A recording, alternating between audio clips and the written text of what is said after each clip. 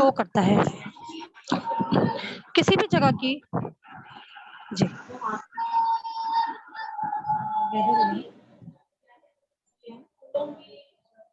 What climate. جی جی بس یہ تو اس کا اسکرین. ٹھیک ہے بیٹا میں دوبارہ سے آپ کو پڑھتی ہوں کہ میں اسکرین شیئر کیا تھا میں نے. Page number 7. Weather is the day-to-day conditions of heat and cold, humidity, cloudiness, dryness, or rain in any place. Climate is the weather conditions in an area over a long period of time. The climate in different places on the earth is not the same. A place close to the North Pole or the South Pole is very cold for the air. A place close to the equator is usually very hot for the air. تو اب کیا ہے بیٹا یہ کہ weather یعنی یہ موسم جو ہے روز برس کی جو حرارت ہوتی ہے ڈیلی کے روٹین کی جو یعنی گرمی ہے اس میں سردی کی کنڈیشن ہے اس کو شو کرتا ہے. تو کسی بھی جگہ کی روز کی موسم کی صورتحال جو ہوتی ہے یعنی اس کی حرارت ہے نمی ہے ٹھنڈک ہے بادل ہے خشکی ہے بارش ہے اس کو بتاتا ہے. تو یہ ہوتا ہے روز کا روز موسم کا حساب اسے ویدر کہتے ہیں جو روز مختلف ہوتا ہے یعنی کسی دن بارش ہو جاتی ہے تو کسی دن گرمی زیادہ ہو جاتی ہے چاہے وہ سردی کا موسم ہی کیوں نہ ہو اور بعض اوقات جو ہے کسی دن تھوڑا موسم گرم بھی ہو جاتا ہے اور کسی دن سردی ہو جاتی ہے یعنی ٹھنڈک ہو جاتی ہے. تو جو روز کے روز موسم کو کیا کہتے ہیں ویدر کہتے ہیں.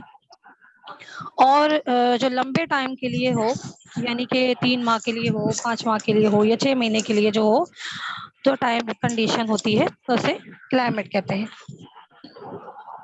تو اب یہ کیا ہے کہ یہ فرق جو ہے ڈیلی بیسس پر ہوتا ہے اور یہ مہینوں پہ ڈیپینڈ کرتا ہے. تو زمین کے جو مختلف حصوں پہ کلائمیٹ آب و ہوا ایک جیسی نہیں ہوتی اور جو حصے ساؤتھ پول یا نارتھ پول کے نزدیک ہوں وہ پورا سال ٹھنڈے رہتے ہیں. یعنی جو علاقے یا جو کنٹریز جو ہیں وہ ساؤتھ پول یا نارتھ پول کے نزدیک ہوتے ہیں پورا سال ٹھنڈے یعنی وہاں سردی رہتی ہے بہت زیادہ سردی رہتی ہے اور جو حصے ایکویٹر کے نزدیک ہوتے ہیں عموماً وہاں پر گرمی رہتی ہے یعنی کہ وہاں گرم رہتے ہیں وہ علاقے جو ایکویٹر کے قریب ہوں. اچھا اب کیا ہے effects of climate.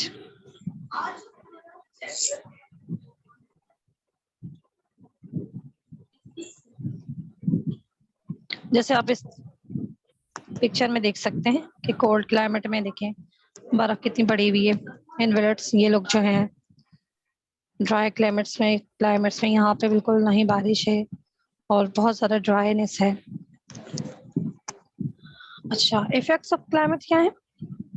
Climate has a great effect on people and the way they live.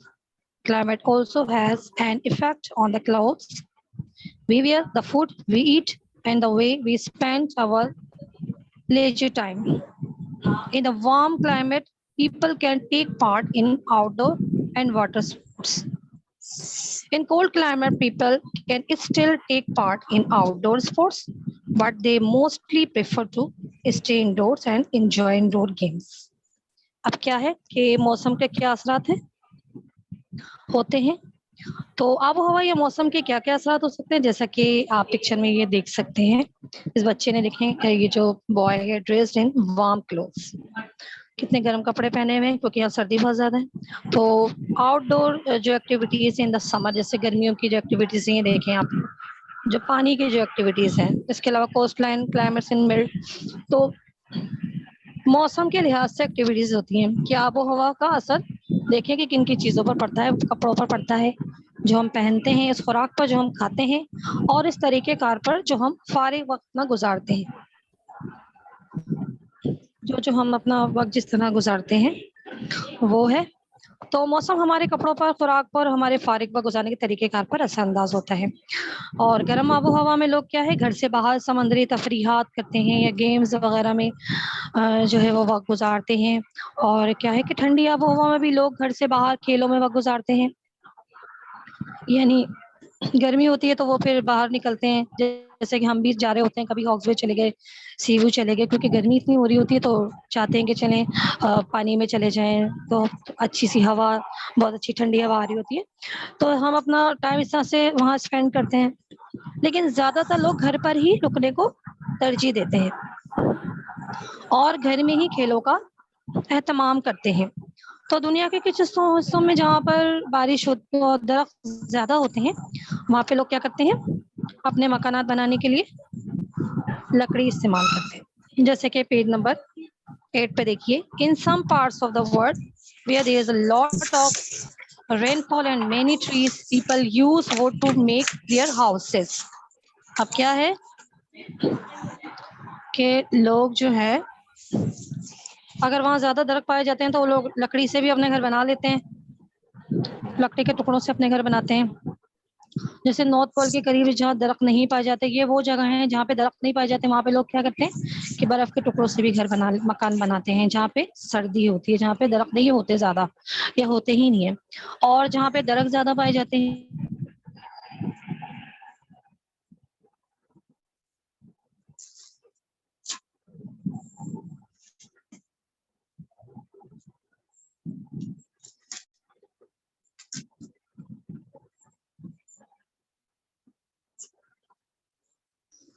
مس آپ کی آواز نہیں آ رہی.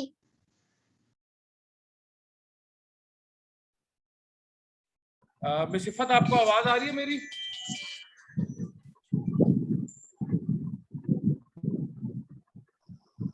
مس آپ کی آواز نہیں آ رہی.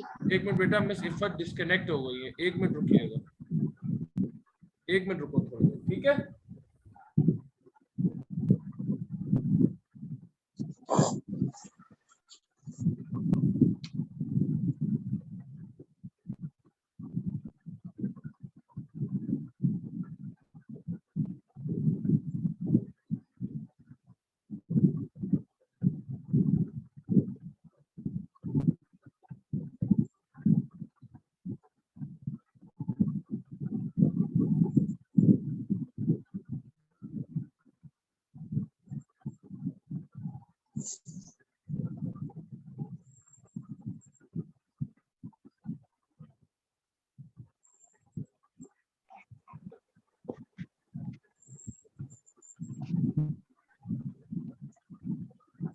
بچوں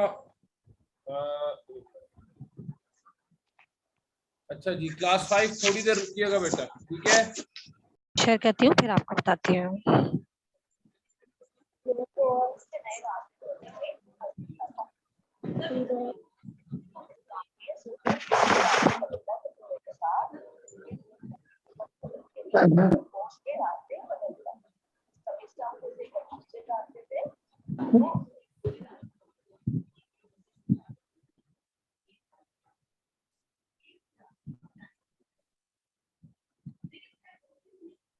جی میں اسکرین شیئر کر رہی ہوں. نیٹ ایشو کی وجہ سے تھوڑا سا ہو گیا ہے, میں دوبارہ سے اسکرین شیئر کرتی ہوں. جی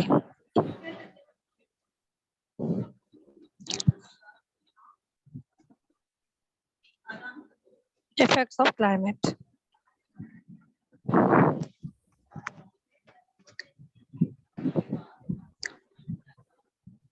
page number 8.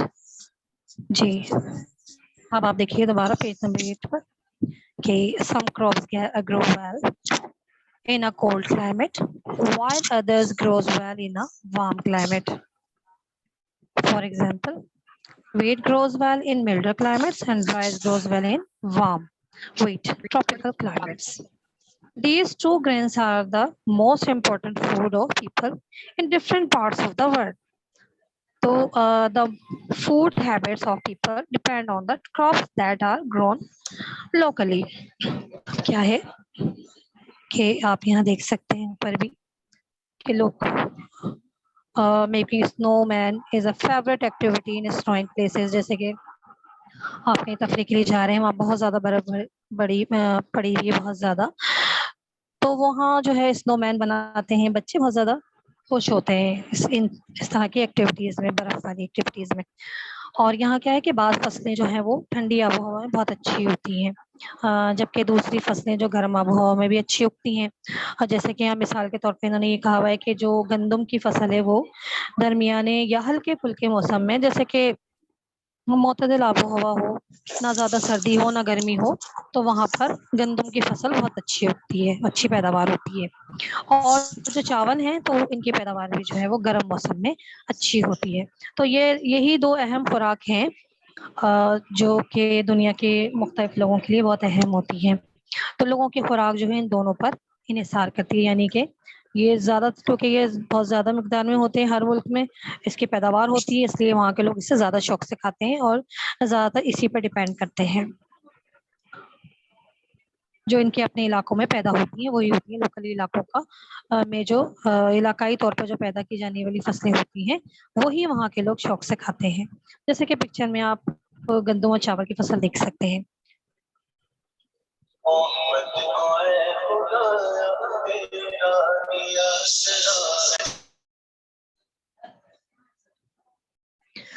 Page number 8, temperatures.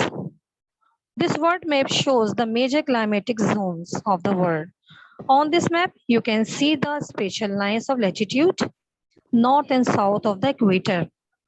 These are the Arctic Circle, 66.5 degree north, the Tropic of Cancer, 23.5 degree north, the Antarctic Circle.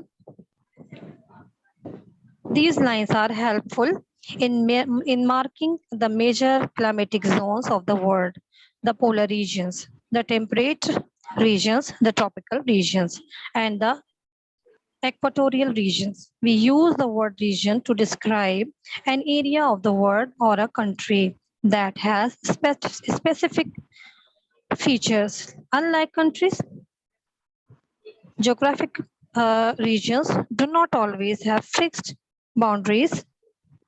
For example, the region listed above go across a number of countries and in some cases continents. اب یہ کیا ہے کہ temperature ہے جو کہ یعنی کہ temperature means degree of heat, یعنی کہ میں ابھی آپ کو دکھاتی ہوں کہ دنیا کے نقشہ کون سا ہے. تو دنیا کے نقشے میں آپ کے دیکھیے یہ آپ کے سامنے ورلڈ میپ ہے. اس میں آپ کو یہ چیزیں دکھائی گئی جیسے کہ آرکٹک سرکل ہے, پیسیفک اوشن ہے, tropic of cancer, equator, tropic of Capricorn ہے. اس کے علاوہ جو ہے یہ ٹراپک آف کیپریکون کے علاوہ نیچے دیکھیں انٹارکٹک سرکل ہے. تو یہ سارے میجر کلائمیٹک زونز ہیں. یعنی صفحہ نمبر 9 پر دیکھیے آپ کہ جو آپ کو اس نقشے میں لائن آف لیٹیٹیوڈ کے نارتھ اور ساؤتھ حصے دکھائے گئے ہیں. اس میں یعنی نقشے پر آپ لیٹیٹیوڈ کی خصوصی لائنوں کو دیکھ سکتے ہیں. یہ آپ کے سامنے جو لائنز جا رہی ہیں اسے آپ دیکھ سکتے ہیں, جس میں کیا ہے کہ ایکویٹر کے نارتھ اور ساؤتھ شامل ہیں. اس میں جیسے کہ آرکٹک سرکل جو ہے وہ 66.5 ڈگری شو ہو رہا ہے, ٹراپک آف کینسر جو 23.5 ڈگری ہے. اس کے علاوہ انٹارکٹک سرکل جو ہے 66.5 ڈگری اور ٹراپک آف کینسر 23.5 ڈگری. تو یہ کیا ہے کہ یہ خطوط جو ہے یعنی جو لائنز ہیں یہ دنیا کے بڑے آب و ہوائی خطوں کو ظاہر کرتے ہیں, جہاں سے آب و ہوا چینج بھی ہوتی ہے. اس طرح سے ان جو یہ نشان جو لائنز دی گئی ہیں یہ آب و ہوا کے خطوں کو ظاہر کرتی ہیں کہ یہاں کے کلائمیٹ کیا کیا ہے اور کس طرح سے ہوتے ہیں. مددگار ثابت ہوتی ہیں یہ لائنز, مددگار ثابت ہوتی ہیں. جیسے کہ پولر ریجن قطبی علاقے ہیں جہاں برف ہی برف ہوتی ہے, تو درجہ حرارت کے علاقے جو ہے جیسے کہ ٹراپیکل ریجن کے علاقے ہیں اور ایکویٹر کے علاقے شامل ہیں ان سب میں, جو کہ آپ اسکرین پر دیکھ سکتے ہیں. تو جو ہے ریجن کا مطلب کیا ہوتا ہے؟ ریجن کا لفظ جو ہے دنیا کے کسی بھی علاقے کی وضاحت کے لیے, یعنی جو علاقے جو دیے گئے ہیں جو ایریاز ہیں وہ ریجن کے لفظ کے لیے استعمال کیا گیا ہے, اور جس کی خصوصی خاصیتیں ہیں جو دوسرے ملکوں سے کیا ہیں مختلف ہوتی ہیں.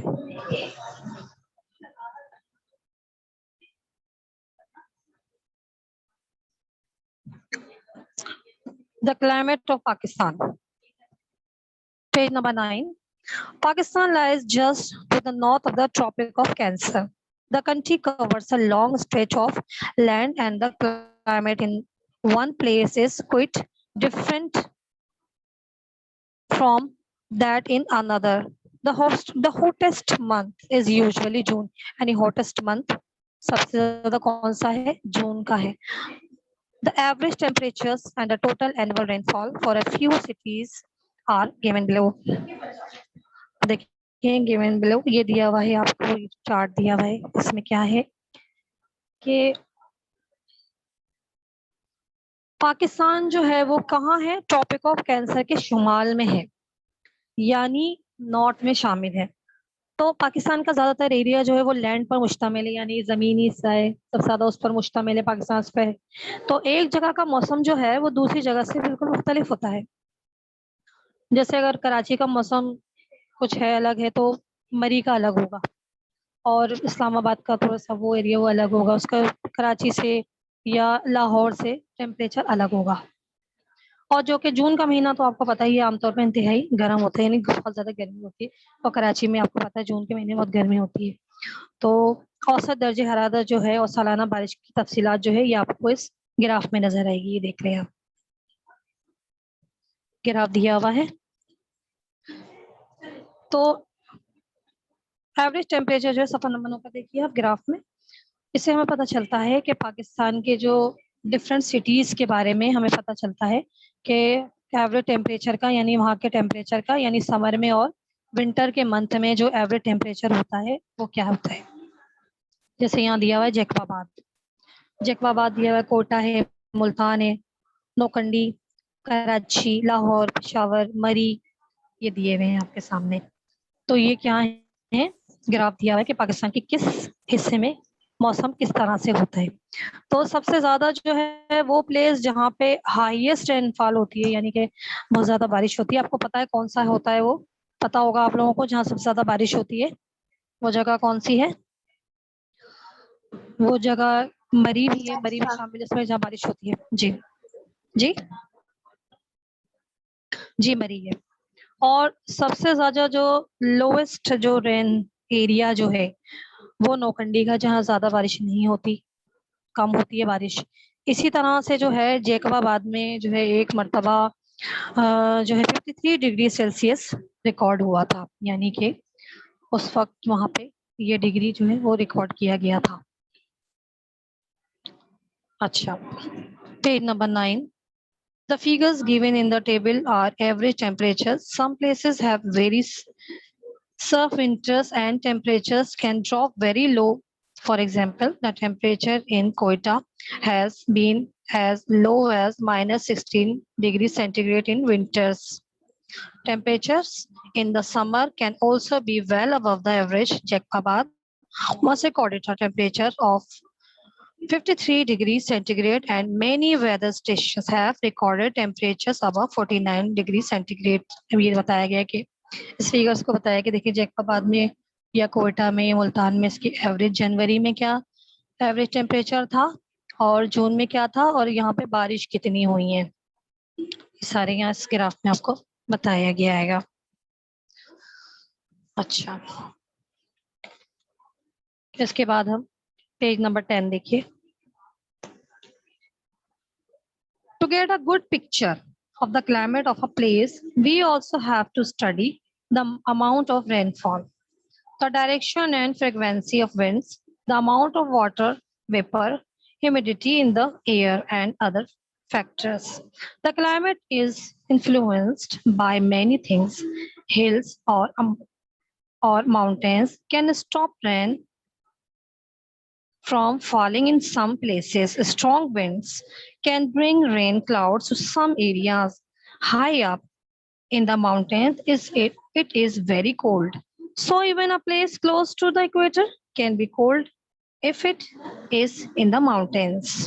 کیا ہے کہ کسی علاقے کی جو آب و ہوائی تصاویر لینے سے یہاں پر بارش کی مقدار کا بھی اندازہ ہوتا ہے. اگر آپ پکچر لیتے ہیں کلائمیٹ کی, آب و ہوا کی, تو اس سے ہی پتہ چل جائے گا کہ بارش کی کتنی بارش ہونی ہے یہاں, اس کا اندازہ ہو جاتا ہے. اور ہواؤں کی رفتار کا بھی اس کا بھی تعین ہو جاتا ہے کہ اس ہوا کی رفتار کتنی ہے اور کس طرح سے کتنی تیز چل رہی ہے, ہلکی چل رہی ہے, اس طرح سے اس کا بھی تعین ہو جاتا ہے. اور ہوا میں نمی کا تعین بھی کہ اگر بارش کا ہے تو اس کا بھی پتہ چل جاتا ہے. تو آب و ہوا جو ہے وہ بہت سے عوامل اثر انداز ہوتے ہیں آب و ہوا پر. وہ کیا کیا چیزیں اثر انداز ہوتی ہیں؟ اچھا بیٹا 10 منٹس ہی ہیں ہمارے پاس، تو سب میں اس کو بتا دیتی ہوں. تو آب و ہوا بہت سے چیزوں پہ اثر انداز ہوتی ہے، جیسے کہ پہاڑی ٹیلے جو بہت اونچے ہوتے ہیں تو کچھ جگہوں میں بارش ہونے کو وہ روک دیتے ہیں، یعنی کہ اونچے اگر پہاڑ ہیں اور کچھ ٹیلے ایسے ہیں پہاڑی تو وہ بارش کو روکنے کے باعث بنتے ہیں.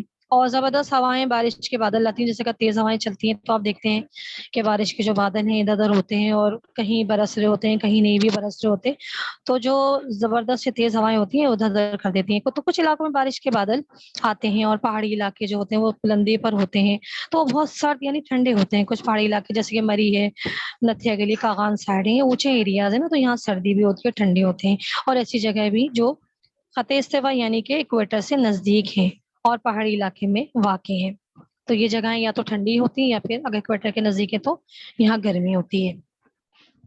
اچھا climate changes. Climate change page number 10 per he. Climate change is a change in the climatic patterns of a region or on a global scale. From the mid to the late 20th century onwards, the increased level of carbon dioxide in the atmosphere have caused a rise in the temperatures on Earth. The impact of climate change is becoming evident around the world. The use of fossil fuels has been the main contributor to climate change. Agriculture and deforestation and the manufacture of cement, chemicals and metals are also contributing to the increase in greenhouse gases. اب کیا ہے کہ climate change آب و ہوا کی کیا ہے تبدیلی ہے. آب و ہوا کی تبدیلی کیا ہے کہ آب و ہوا جو تبدیلی ہوتی ہے وہ عالمی سطح پر یعنی کہ تمام علاقوں کو متاثر کرتی ہے گی، یعنی پورے دنیا میں ہوتی ہے اس کی تبدیلی. اگر آب و ہوا کی کوئی تبدیلی ہوتی ہے تو یا اس میں کچھ چینجنگ ہوتی ہے تو جیسے کہ ہم 20th سینچری یعنی 20ویں صدی کے ہم مڈ میں دیکھتے ہیں تو کاربن ڈائی آکسائڈ کی سطح جو ہے وہ اس میں انوائرمنٹ یعنی کہ ماحول میں ایٹماسفیئر میں تبدیلی لاتی ہے اور وہ زمین پر درجہ جو حرارت ہوتا ہے وہاں کا اس پہ تبدیلی لاتی ہے. تو یہ چینجنگ ہوتی ہے. تو آب و ہوائی تبدیلی کے اثرات جو ہوتے ہیں وہ تمام دنیا میں واضح طور پر نمایاں نظر آتے ہیں. جیسے کہ اگر کہیں گرمی ہو رہی ہے تو اور جگہوں پہ بھی گرمی ہو جائے گی. جیسے کہ اب ہم دیکھ سکتے ہیں پیٹرولیم جیسے کہ جو میں نے بھی بتایا فوسل فیولز جو ہیں پیٹرولیم اور کوئلہ جو ہو گیا، قدرتی گیس ہو گئی. تو آب و ہوا کی تبدیلی میں یہ چیزیں جو ہیں بہت زیادہ اہمیت رکھتی ہیں، اس کی بہت حیثیت رکھتی ہیں یہ چیزیں. تو جو ہماری زراعت ہے جو کہ ہم لوگ ایگریکلچر جو کرتے ہیں تو اس میں سیمنٹ ہے، مختلف کیمیائی جو چیزیں ہوتی ہیں جیسے کہ کیمیکلز ہیں، میٹلز ہیں، تو یہ مختلف قسم کی گیسوں کو بننے میں مدد دیتے ہیں، یعنی گرین ہاؤس گیسز کو بننے میں یہ چیزیں مدد دیتی ہیں. جو یہ کیمیائی چیزیں ہیں جیسے کہ کیمیکلز ہیں، سیمنٹ ہے، میٹلز وغیرہ ہیں، یہ اس پہ اثر انداز ہوتی ہیں. دا گرین ہاؤس افیکٹ کیا ہے کہ greenhouse gases allow sunlight to pass through the atmosphere and reach the Earth's surface. Some of the sunlight is captured as heat on Earth and some of it goes back towards space. This trapping of heat inside the atmosphere is called the greenhouse effect. When these gases are kept in the right amount, they trap just enough heat to keep the Earth warm for life to survive. Without greenhouse gases, the Earth would be very chilly with temperatures falling to -17 degrees centigrade. اب یہ کیا ہے کہ green house gases, اس کے یہ کیا ہے green house effects کیا چیز ہے؟ گرین ہاؤس کی گیسز جو ہیں وہ سورج کی روشنی سے گزر کر زمین کی سطح پر پہنچ جاتی ہیں، یعنی یہ سورج کی روشنی سے گزر کر زمین پر واپس آتی ہیں اور سورج کی روشنی زمین پر ہیٹ کے طور پر جمع ہو جاتی ہیں، یعنی حرارت کے طور پر نیچے جمع ہو جاتی ہیں اور اس میں سے کچھ جو ہے وہ خلا کی طرف یعنی اوپر چلی جاتی ہیں. اس طرح سے جو ہمارا انوائرمنٹ ہے، یہ ہمارا ایٹماسفیئر ہے، اس کے اندر کی جو ہیٹ ہے اس کو گرفت میں لینے کو گرین ہاؤس، یعنی اس کو کمپلیٹلی اس کے انڈر ہو جاتی ہے، اسی کے چاروں طرف پھیل جاتی ہیں، تو اس کو گرین ہاؤس ایفیکٹ کہتے ہیں. جو اوپر جاتی ہیں پھر دوبارہ زمین پر آتی ہیں اور اس کو پوری زمین کو اپنی گرفت میں لے لیتی ہیں، وہ گرین ہاؤس ایفیکٹ اسے کہتے ہیں، وہ گرین ہاؤس گیسز ہیں. جب یہ گیسز ایک جگہ جمع ہو جاتی ہیں تو کیا ہوتا ہے، تو وہ مزید حرارت کو یعنی ہیٹ کو زمین کی طرف منتقل کرتی رہتی ہیں، یعنی بھیجتی رہتی ہیں، تاکہ زمین پر زندگی کو برقرار رکھا جا سکے، یعنی جو ہماری زندگی اس کو رہ سکے، برقرار رہ سکے. ان گرین ہاؤس جو ہے اس کے افیکٹ سے، اس کی حرارت سے، اس کی ہیٹ سے زمین میں زندگی برقرار رہ سکے، کیونکہ بغیر گرین ہاؤس گیسز کے انتہائی سرد ہو جائے گا، یعنی سردی زیادہ ہو جائے گی، اور یہاں کا درجہ حرارت جو ہے -17 ڈگری سینٹی گریڈ تک پہنچ جا سکتا ہے. اگر وہ گیسز جو گرین ہاؤس گیسز جو اس کے افیکٹ نہ ہو اور وہ زمین پر اتنی زیادہ اپنی ہیٹ نہ پہنچائیں تو یہاں بہت زیادہ سردی ہو سکتی ہے. تو اس لیے نارمل ٹیمپریچر رکھنے کے لیے اس کا بہت زیادہ اثر ہے اور بہت زیادہ ضروری ہے. یہ page number 11. Effect of greenhouse gases on climate. Changing the amount of greenhouse gases in the atmosphere can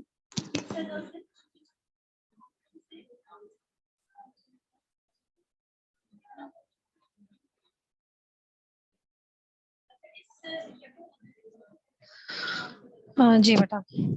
Effect of greenhouse gases on climate. Changing the amount of greenhouse gases in the atmosphere. آپ کو میری آواز آ رہی ہے؟ یس teacher آ رہی ہے. میں بولتی چلی جا رہی ہوں اور اسکرین اب شیئر کی ہے میں نے.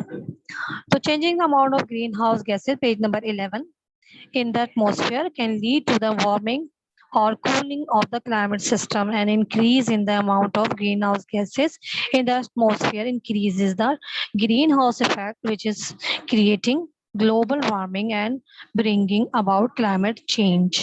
اب کیا ہے کہ effect of greenhouse gases on climate کیا اثر ہوتا ہے؟ گرین لائٹ آب و ہوا پر گرین ہاؤس جو گیسز ہیں اس کے کیا اثرات ہیں؟ تو گرین ہاؤس گیسز کی جو مقدار ہے اس میں تبدیلی آب و ہوائی نظام کو سرد یا گرم کر دیتی ہے. یعنی جو گرین ہاؤس گیسز کی جو اس کی کوانٹٹی ہے یا اس کی مقدار ہے، اس کی تبدیلی کیا ہوتی ہے، آب و ہوا پر کس طرح سے اثر انداز ہوتی ہے، یا تو اس کو سرد کر دیتی ہے یا اس کو گرم کر دیتی ہے. تو گرین ہاؤس گیسز کی مقدار میں اضافہ گرین ہاؤس ایفیکٹ پر اثر انداز ہوتا ہے، اور اس سے زمین پر حرارت بڑھ جاتی ہے، یعنی کہ ہیٹ زیادہ ہو جاتی ہے، گرمی زیادہ ہو جاتی ہے. گرین ہاؤس گیسز کی جو مقدار میں اگر اضافہ ہو جاتا ہے تو گرمی زیادہ ہو جاتی ہے اور آب و ہوا میں تبدیلی آ جاتی ہے. تو اگر کہیں سردی ہو رہی ہے اور جو گرین ہاؤس گرین جو افیکٹس ہیں وہ اگر زیادہ ہو جاتے ہیں یا وہاں ہیٹ زیادہ ہوتی ہے تو اس طرح سے وہاں جو درجہ حرارت ہے وہ ہیٹ کی طرف آ جاتا ہے، یعنی گرمی ہو جاتی ہے.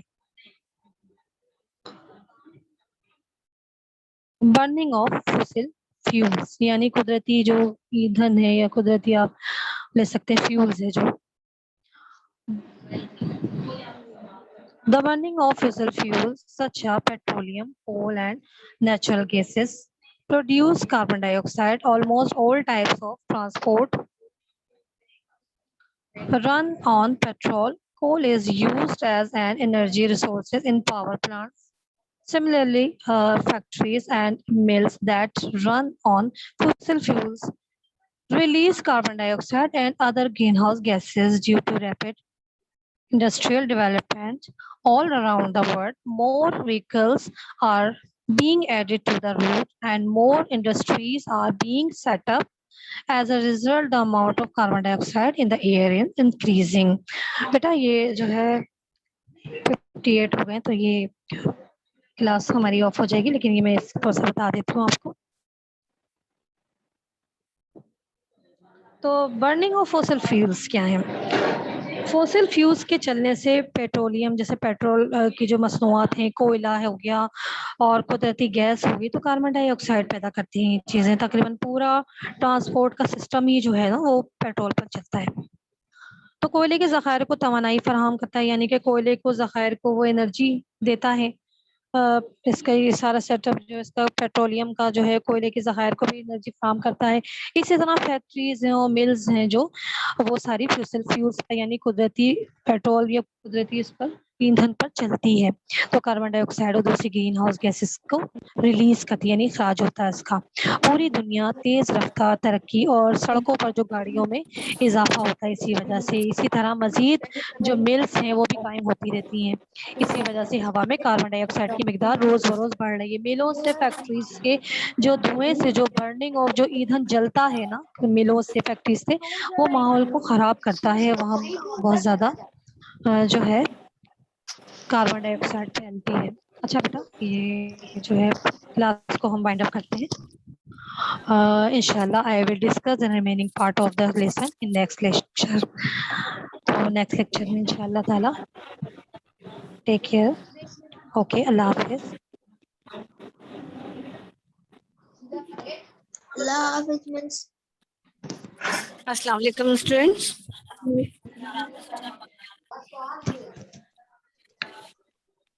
وعلیکم السلام. بیٹا اب آپ کی سائنس کی کلاس سٹارٹ ہو رہی ہے. جی مس.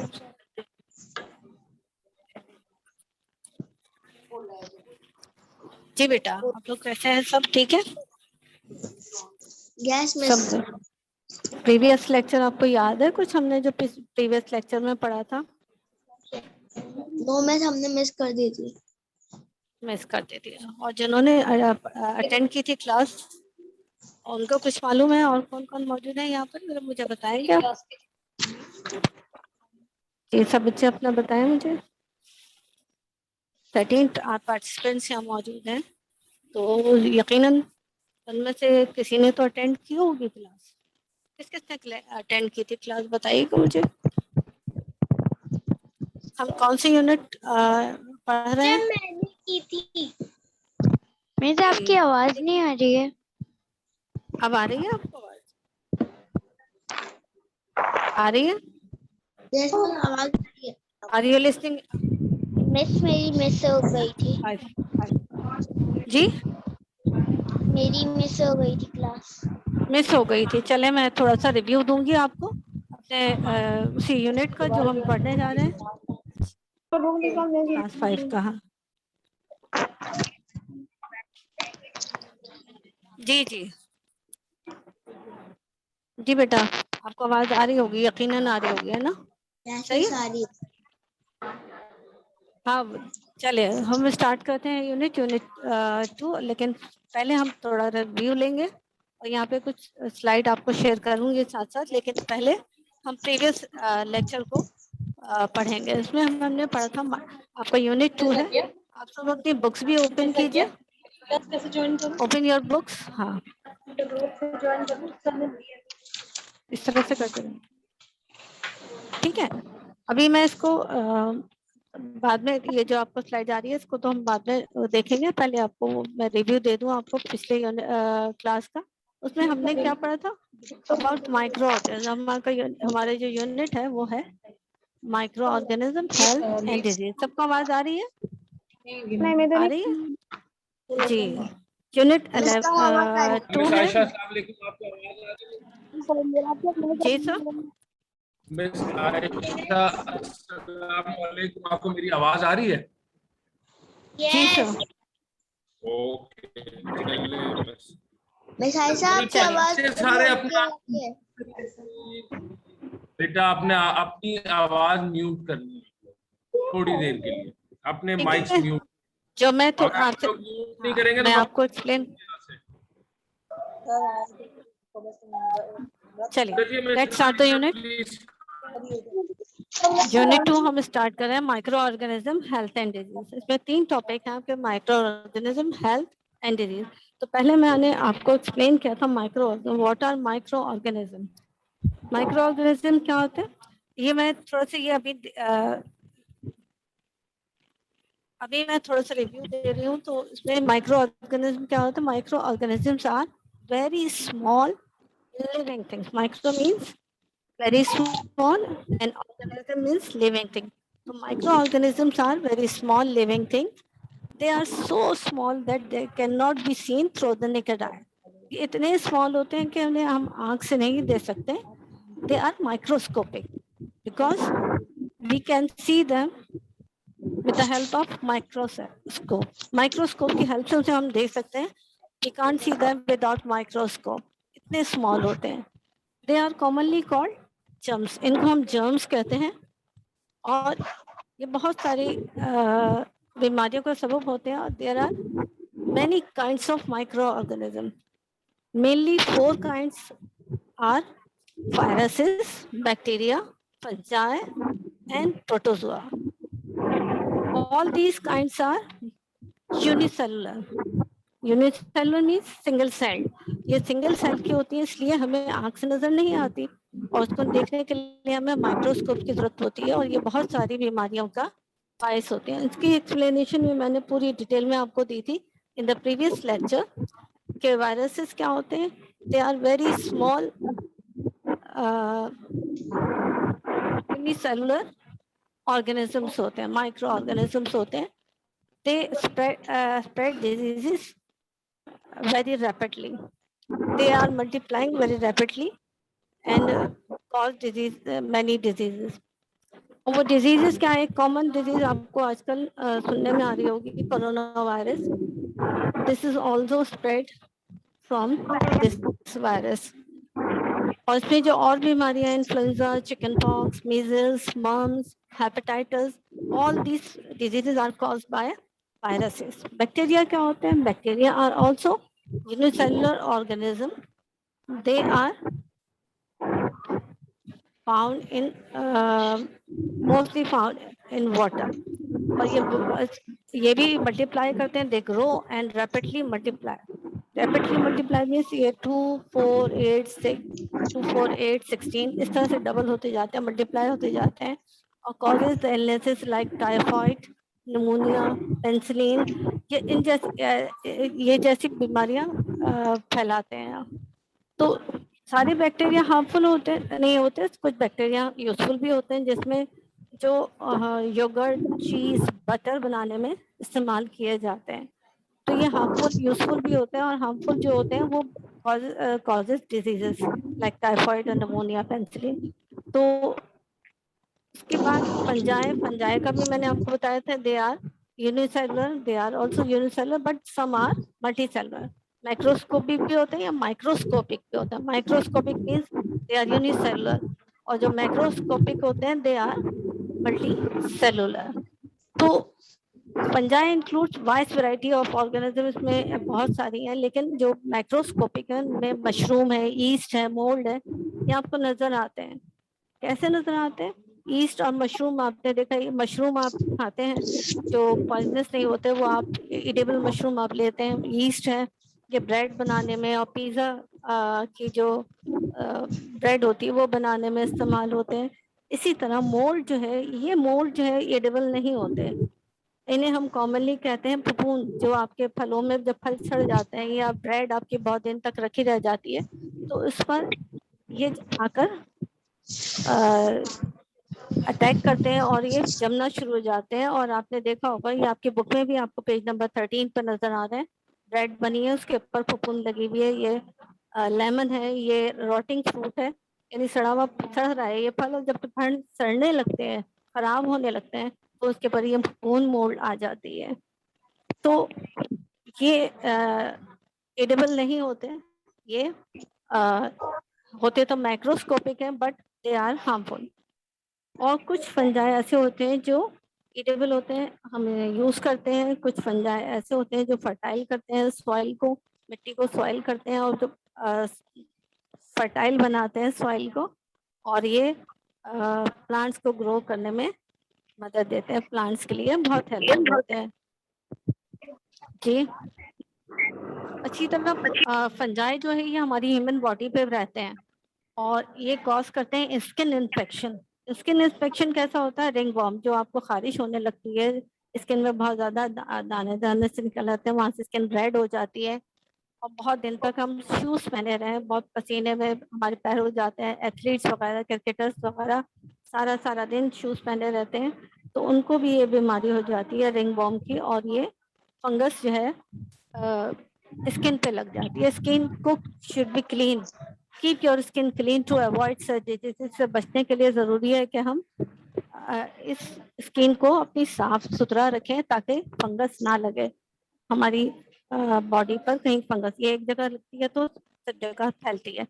اب آگے پروٹوزوا یہ بھی یونیسیلولر ہیں اور یہ ہماری باڈی میں جب جاتے ہیں تو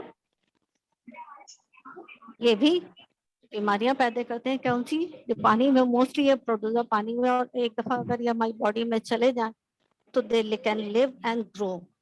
They grow in moist places and are commonly found in water. پانی کے ذریعے یہ ہماری باڈی میں جاتے ہیں تو ڈائسنٹری اور ڈائریا جیسی بیماری ہو جاتی ہے. ڈائسنٹری کیا ہوتی ہے؟ ٹشش, پیٹ کی بیماری ہو جاتی ہے. اور ڈائریا الٹیاں اور موشن جو ہوتی ہے اس کی بیماری ہو جاتی ہے, اور یہ بہت مشکل سے صحیح ہوتی ہیں اگر ان کا وقت پر خیال نہ کیا جائے.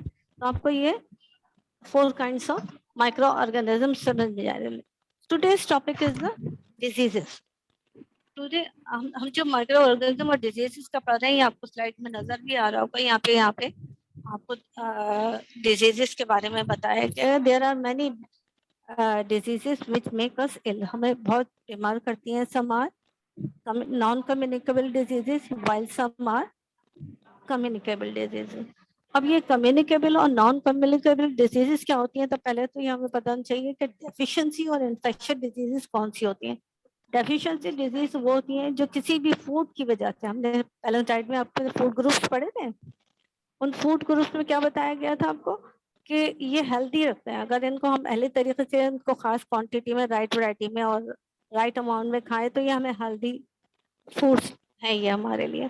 اگر ان میں سے کوئی بھی فوڈ آپ اگر کم کرتے رہیں, ان کی کمی کی وجہ سے آپ کو بیماریاں ہو جاتی ہیں, تو these diseases are called deficiency diseases. اور دوسری کون سی ہوتی ہیں؟ انفیکشس ہوتی ہیں. انفیکشس ڈیزیزز وہ ہوتی ہیں جو ان مائکرو آرگنزم سے, میں نے ابھی آپ کو کائنڈس آف مائکرو آرگنزم بتائے, یہ مائکرو آرگنزم جو ہیں جب ہماری باڈی میں انٹر ہوتے ہیں یا ہماری باڈی میں جاتے ہیں تو یہ انفیکشن پھیلاتے ہیں. اور دیز ڈیزیزز آر کالڈ, اس سے جو بیماریاں ہوتی ہیں ان کو ہم انفیکشس ڈیزیزز کہتے ہیں. جتنی بھی ڈیفیشنسی ڈیزیزز ہوتی ہیں دے آر نان کمیونیکیبل. یہ کمیونیکیبل کا مطلب کیا ہوتا ہے کہ ہم ایک دوسرے سے جب کمیونیٹ کرتے ہیں نا, ایک دوسرے سے ملتے ہیں, تو یہ بیماریاں ہمارے اندر ٹرانسفر ہو جاتی ہیں ایک دوسرے کے اندر. انفیکشس ڈیزیز ہوتی ہیں کمیونیٹ کرنے سے پھیلتی ہیں پرسن ٹو پرسن. تو these diseases are spread from person to person, infectious diseases and communicable disease. While deficiency diseases جو ہوتی ہیں وہ نان کمیونیکیبل ہوتی ہیں, وہ ان کا ہمارے کسی سے ملنے ملانے سے تعلق نہیں ہوتا, بلکہ یہ ہماری فوڈ کی کمی کی وجہ سے ہمیں یہ بیماریاں ہوتی ہیں. تو آپ کو سمجھ میں آ گیا ہوگا کہ what are infectious diseases and what are deficiency diseases. اب یہ جب ڈیزیزز ہمیں ہوتی ہیں تو آپ کو کیسے پتہ چلے گا یہ کہ ہماری باڈی میں یہ انٹر ہو گئی ہیں؟ ابھی ہم جو پڑھ رہے ہیں انفیکشس اور کمیونیکیبل ڈیزیزز کے بارے میں, یہ انفیکشس ڈیزیزز جو ہوتی ہیں پرسن ٹو پرسن اسپریڈ کرتی ہیں اور کمیونیٹ کرنے سے بڑھتی ہیں. اور یہ how micro organism enter the body. ٹھیک ہے, اب ہم یہ پڑھیں گے. سیکنڈ ہماری سلائڈ آ رہی ہے how micro organism enter the body. یہ ہماری باڈی میں یہ مائکرو آرگنزم کیسے انٹر ہوتے ہیں؟ سب سے پہلے through the nose mouth when we breathe, eat or drink. آپ کی ناک سے, آپ کے ناک سے, آپ کے منہ سے جب آپ سانس لیتے ہیں, آپ کھاتے ہیں, پیتے ہیں, تو یہ ہمارے منہ کے ذریعے, ناک کے ذریعے یہ انٹر ہوتے ہیں مائکرو آرگنزم. ناک سانس لیتے ہیں تو یہ بھی انٹر ہو جاتے ہیں. مائکرو آرگنزم ہوتے ہیں, نظر تو آتے نہیں ہیں, اسی لیے یہ ہماری باڈی میں انٹر ہو جاتے ہیں. اور ہم کھاتے ہیں یا پیتے ہیں تو ہمارے کھانے میں اگر کوئی جرمس چلے گئے اور کوئی پانی میں کوئی جرمس موجود ہے, جب ہم کھاتے ہیں یا پیتے ہیں تو یہ ہمارے کھانے کے ساتھ اور پینے کے پانی کے ساتھ کوئی بھی ڈرنک لے رہے ہیں تو ان کے ساتھ یہ ہماری باڈی میں انٹر ہو جاتے ہیں.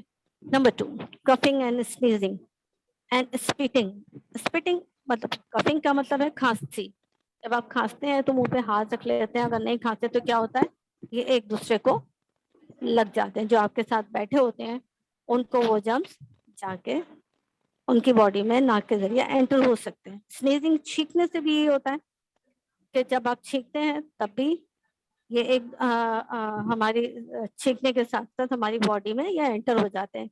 स्पिटिंग, थूकने से, जगह जगह जो हम थूक देते हैं, ये बहुत बैड हैबिट है और इसे ख्याल करना चाहिए कि थूकने की एक खास जगह होती है। अगर आपको थूकने को जगह नहीं मिली तो आप टिश्यू पेपर का इस्तेमाल कीजिए, उसमें स्पिट कीजिए और वो टिश्यू पेपर डिस्कार्ड कर दीजिए, उसको फेंक दीजिए, ठीक है।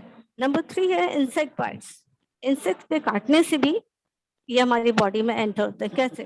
जब इंसेक्ट बैठते हैं, लाइक मॉस्किटो, मॉस्किटो जब हमारी बॉडी पे बैठता है तो पता नहीं कितनी चीजों में से बैठकर आया हुआ होता है। उसकी जो स्टिंग होती है, जो इंजेक्ट कर देता है हमारे ब्लड सक करने के लिए, तो उसके स्टिंग में लगा होता है, जम्स लगे हुए होते हैं, और जब ये बाइट करता है हमारी स्किन पे तो ये हमारी बॉडी में ब्लड के साथ एंटर हो जाते हैं, ब्लड में एंटर हो जाते हैं और इस तरह हम बीमार हो जाते हैं। तो इंसेक्ट्स की बाइट से भी बचिए, ख्याल कीजिए। आजकल बहुत मॉस्किटोज हैं और फ्लाइज हो रही हैं, तो इनको स्प्रे करके रखिए और घर में इनसे एहतियात कीजिए, इनके लिए स्प्रे करके रखिए।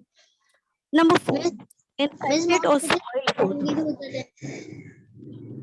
जी कहिए, आप लेक्चर सुन लीजिए उसके। जी, मॉस्किटो से डेंगू भी हो जाता है। जी जी बिल्कुल, डेंगू की आजकल ये हो रहा है और बहुत ख्याल रखिए इस चीज का और सब एहतियात कीजिए।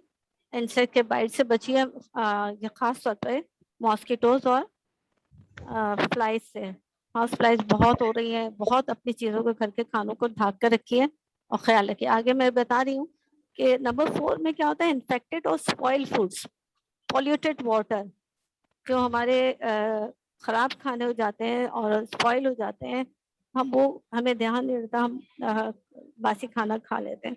और वो जो बासी खाना होता है उसमें भी हमेशा कोशिश कीजिए कि फ्रेश फूड खाएं, और इन्फेक्टेड हो जाते हैं, वो स्पॉइल फूड जो होता है इन्फेक्टेड हो जाती है, यानी उनमें जर्म्स एंटर हो जाते हैं और ये हमारे खाने के साथ हम खाते हैं तो ये हमारी बॉडी में एंटर हो जाते हैं।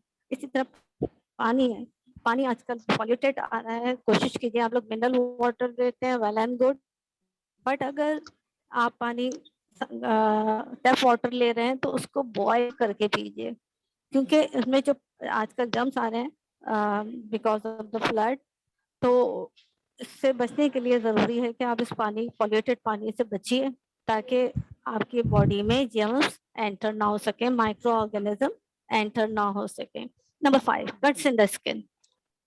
जब आपकी कोई कट लग जाता है आपकी स्किन में तो जख्म हो जाता है, तो उस जख्म को हमें एहतियात करना पड़ता है। उसको पहले तो हम डिटॉल से साफ करना चाहिए, अगर नहीं करते हैं तो करना चाहिए, और ख्याल रखना चाहिए कट्स को जो है वो कवर करके रखें। अगर कवर करने को कभी कभी मना करते हैं कि खुला रखें जख्म को, तो बेहतर ये है कि उसको हर थोड़ी देर बाद, यानी कुछ देर बाद उसको साफ करते रहें, उसका ख्याल रखें कि उसके अंदर जर्म्स एंटर ना हो, क्योंकि जख्म के ऊपर जल्दी से जर्म्स बैठते हैं।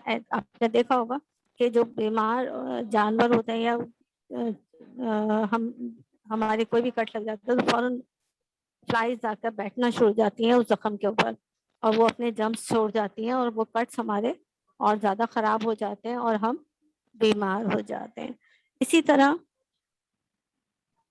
ये 5 पॉइंट्स मैंने आपको बताया कि how micro organism enter in the body through. अब कौन कौन से वो 5 है? Number 1, through nose and mouth when we drink, ईट और ड्रिंक, ठीक है ना। Bye through the coughing, sneezing, spitting. Number 3, insect bites. Number 4, through infected, spoiled foods or polluted water, and through cuts in the skin. These are the 5 or 6 points हैं, इसका ख्याल रखें कि आपकी बॉडी में माइक्रो ऑर्गेनिज्म एंटर ना हो। आजकल तो बहुत ज़्यादा इस चीज़ का ख्याल रखना है और ध्यान रखना है।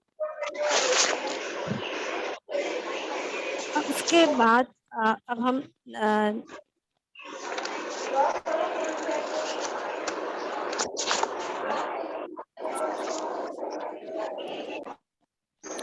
اس کے بعد کیپنگ ہیلدی. اب 2 پوائنٹ ہمارے رہتے ہیں. Keeping healthy. کیپنگ ہیلدی میں آپ کو کچھ, اب آپ جب یہ مائکرو آرگن آپ کی باڈی میں انٹر ہونے سے بجے تو آپ اپنے آپ کو ہیلدی کیسے رکھ سکتے ہیں؟ آپ ان مائکرو آرگنزم کو اپنے اندر باڈی کے اندر انٹر ہونے سے آپ اپنے آپ کو کیسے بچا سکتے ہیں؟ جو فوڈ میں جو جرمس ہوتے ہیں یہ اسپیشلی ان فوڈس کو آپ کو کور کر کے رکھنا چاہیے کھانوں کو, اور خیال رکھنا چاہیے کہ ہم ایسے کھانے نہ کھائیں جو اسپوائل ہو چکے ہیں, جو خراب ہو چکے ہیں کھانے. ٹھیک ہے نا؟ احتیاط کریں ایسے کھانے کھانے سے تاکہ جرمس آپ کی باڈی میں انٹر نہ ہو سکے. یہ جرمس جو ہوتے ہیں فوڈ کے اندر, ان کو جو آپ کیسے ہم ختم کر سکتے ہیں, اس کو پریزرو کر سکتے ہیں کھانوں کو. ان کو کھانوں کو کیسے پریزرو کیا جاتا ہے؟ سرٹن کنڈیشن میں ان کو بیٹ کیا جاتا ہے. اور جو ہم کھانے ٹن فوڈس کھاتے ہیں یہ اتنے پروسیسڈ ہوتے ہیں, ان کے اندر کیمیکل پریزرویٹو ڈلے ہوتے ہیں, کیمیکل پریزرویٹو جو ہمارے لیے نقصان دہ ہو سکتے ہیں. تو کوشش کریں کہ آپ گھر کے پکے ہوئے کھانے اور فلی کوک فوڈ کھائیں. انکوک یعنی ہاف کوک ہوتے ہیں, ہاف ڈن وہ جو فوڈس ہوتے ہیں وہ ایسے کھانے نہ کھائیں جو فلی کوک نہ ہوتے ہیں. جو کچے کھانے, کچے فروٹس ہیں, ویجیٹیبلس ہیں, جب ہم لیتے ہیں تو ان کو بہت اچھے سے واش کر کے کھائیں. اس طرح سے یہ پریزرو کر سکتے ہیں. اور اگر ہم کھانا رکھ کر کھانا چاہتے ہیں تو کوشش کیجیے ان کھانوں کی چیزوں کو فروزن کر لیا جائے, یعنی ان کو فریز کر لیا جائے, اور جب آپ کو کھانا ہو تو پھر آپ نکالیں. تو اس طرح کھانے جو ہے اسپوائل ہونے سے, خراب ہونے سے بچ جاتے ہیں. انکورڈ نہ رکھیں, کورڈ کر کے رکھیں تاکہ اس میں جرمس انٹر نہ ہو. ٹھیک ہے؟ Food has been اسٹیریلائز. اسٹیریلائز کا کیا مطلب ہے کہ کھانوں کو جو ہے مور بیکٹیریا اس کے اندر نہ جائے, فنجائے نہ انٹر ہوں, تو ان کو جار کے اندر اسٹیریلائز کیا جاتا ہے. جو ٹن فوڈ ہوتے ہیں نا وہ اسٹیریلائز ہوتے ہیں, ٹن میں جو کھانے آتے ہیں تو وہ اسٹیریلائز کیے جاتے ہیں. یعنی پہلے ان کو ان ٹنس کو جو ہے وہ اچھے سے گرم پانی سے واش کیا جاتا ہے اور اس میں سے ہوا نکال دی جاتی ہے, پھر اس کے اندر فوڈ انٹر کیا جاتا ہے, ان میں کیمیکل پریزرویٹوز ڈالے جاتے ہیں, دین سیل کر دیا جاتا ہے اور ایک خاص ڈیٹ تک اس کو سیل کیا جاتا ہے, اور اس ڈیٹ کے اندر ہمیں انہیں یوز کرنا ہوتا ہے. تو بہتر یہ ہے کہ اسٹیریلائز فوڈ سے بہتر ہے کہ آپ گھر کے کوک فوڈ کھائیں. کوشش کریں کہ کم سے کم ان کھانوں کو یوز کریں. ملک کین بی پریزرو. اب ملک کیسے پریزرو کیا جاتا ہے؟ آپ نے دیکھا وہ جو ڈبوں میں دودھ آتا ہے وہ کیسے پریزرو ہوتا ہے. ان کو 30 منٹس تک 60 ڈگری سینٹی گریڈ پر بوائل کیا جاتا ہے, اور بوائل کرنے کے بعد ان کو پیک کر لیا جاتا ہے, ٹیٹرا پیکنگ میں پیک کر دیا جاتا ہے. تو کوشش کیجیے کہ دودھ کو بھی جب آپ یوز کریں تو یہ دیکھ کے اس کی ایکسپائری ڈیٹ دیکھ کے یوز کریں, اور 24 آورس کے اندر وہ دودھ کو آپ یوز کر لیں. اور ویل اینڈ گڈ تو یہ ہے کہ آپ ڈیری ملک لیتے ہیں تو اس کو اچھے سے فلی بوائل کریں, 3 ٹائمس کو بوائل کریں, دین یوز اٹ. ٹھیک ہے؟ تو اس طرح سے ہم فوڈ کے اندر جو جرمس ہوتے ہیں ان کو ہم ریڈیوس کر سکتے ہیں, ختم کر سکتے ہیں. اب آئیے کیپنگ ہیلدی. اب آپ ہیلدی اپنے آپ کو کیسے رکھ سکتے ہیں؟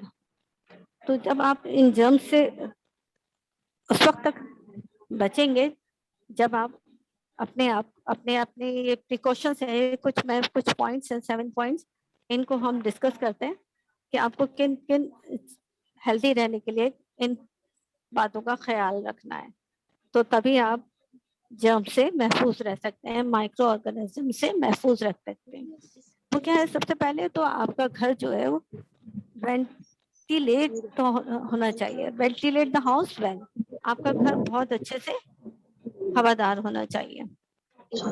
اور ہاں, ہوادار سے مراد یہ بند گھروں میں جرمز جو ہے اندر ہی رہتے ہیں, اور جب آپ اپنے گھر کو کھلا رکھتے ہیں تو وہ جرمز باہر نکل آتے ہیں. پھر آپ بند کر لیجیے اگر آپ کو ضرورت ہے کہ ڈسٹ نہ آئے. پھر اس کے بعد آپ اس کو کھولتے رہیے اور وینٹیلیٹ کرتے رہیے تو آپ کے گھر میں آپ کے فریش ایئر آتی رہے, ورنہ جرمز اندر ہی رہتے ہیں اور آپ کو بیمار کرتے ہیں. Number 2, make the habits of washing hands, यानी आपको हाथ धोने की आदत होनी चाहिए। और हो गई होगी आजकल तो आपको लोगों को इतनी इंस्ट्रक्शन दी जा रही हैं कि हर थोड़ी देर बाद बाहर से आते हैं तो हाथ धोइए, घर में कोई ऐसा काम कर रहे हैं कि हाथ धोना जरूरी है। खाने से पहले तो बेहतर ये सबसे पहले हाथ धोइए और उनको टॉवल से पोंछिए नहीं, उनको झाड़ के खुश करके फिर खाना खाइए। फिर खाना खाने के बाद जरूर हाथ अच्छे से धोइए और कुल्ली भी जरूर कीजिए ताकि आपके मुंह के अंदर भी जर्म्स ना रह सकें, आपके टीथ भी साफ रहें। Number 3, food can be clean and covered, यानी आपका खाना जो है वो साफ सुथरा और कवर्ड होना चाहिए। यानी आप खाना जब खा रहे हो, जब खाना हम डाइनिंग टेबल पे निकालते हैं या दस्तरखान पे बैठते हैं तो खाने को कवर करके रखें, और जब आपको खाना हो तो अनकवर करके निकालिए, देन फिर बाद में कवर कर दीजिए। बेहतर ये है कि हमारा खाना जो है साफ सुथरा और कवर्ड हो। आप बाहर से खाने लेते हैं तो आजकल तो बहुत एहतियात कीजिए, क्योंकि फ्लाइज इतनी है कि आपको नहीं मालूम कितनी मक्खियां उसके अंदर गई हैं, पककर आ गई हैं, आपको नहीं अंदाजा।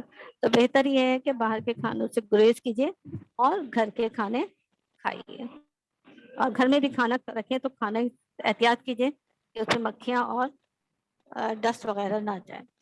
Now number 4 is surrounding must be clean, आपके जो इर्द गिर्द का माहौल है वो भी साफ होना चाहिए। कैसे? आप घर में हो या घर से बाहर हो, आपका घर के बाहर भी साफ होना चाहिए, घर के अंदर भी।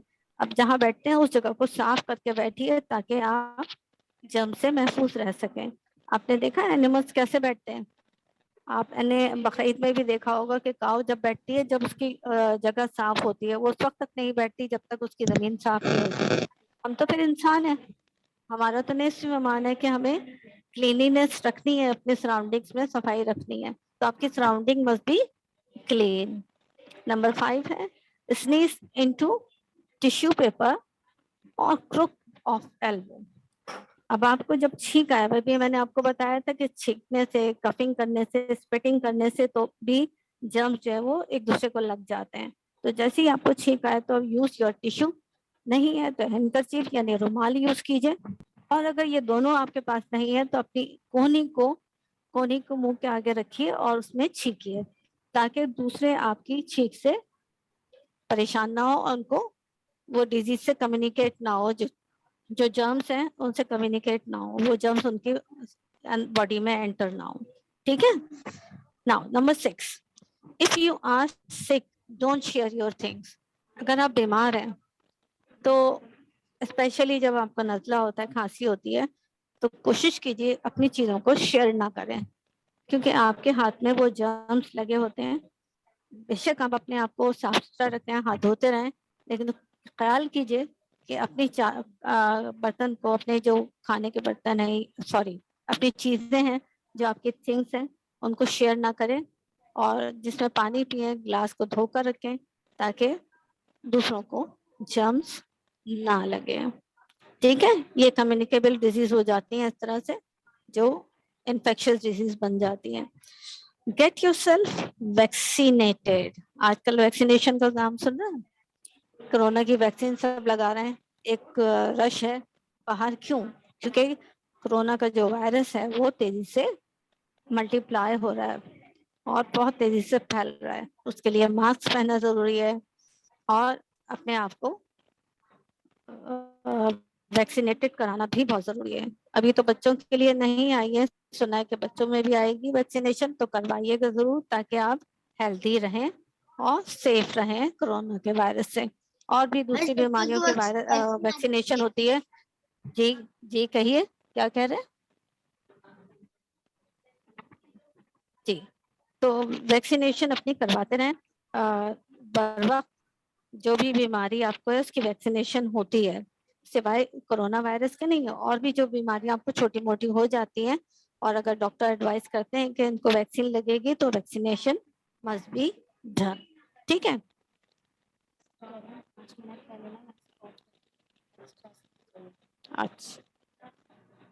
अच्छा, अब इसके बाद अब हम बात करेंगे आपके काम की। आपको I hope you will understand, आप इसको समझ में आ गया होगा। तो आपको उस काम समझ में आ गया होगा। ठीक है। اور اگر کسی کو کوئی بات نہیں سمجھ میں آئی you can ask me. Chapter تو ہمارا کمپلیٹ ہو گیا الحمدللہ. کسی کو کوئی پرابلم تو نہیں بیٹا؟ Anybody want to ask? No, miss. No? No, Okay. اچھا کچھ اچھا میں نے آپ کو کچھ کوشچن دیے تھے ہے نا ہوم ورک میں. جو بچوں نے اٹینڈ کی تھی ان کو میں نے بتایا تھا, لیکن اب وہی کوشچن میں دوبارہ آپ کو دینے جا رہی ہوں according to the homework جو آپ کو جائے گا.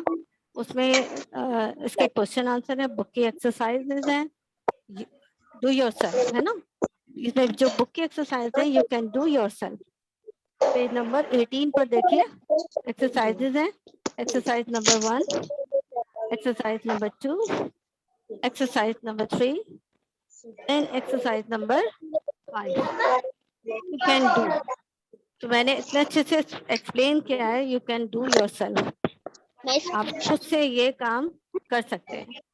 جب آپ کے پاس پی ڈی ایف آئے گی تو آپ اسے ٹیلی کر لیجیے گا کہ آپ نے کتنے صحیح کیے ہیں, یہ ایکسرسائزز کتنی صحیح کیے ہیں, کتنی رانگ کیے ہیں. ٹھیک ہے, you can do easily. PDF بھی آئے گا اور آج کی ساری کلاسز کی ریکارڈنگ بھی آئے گی ان بچوں کے پاس. Okay okay sir.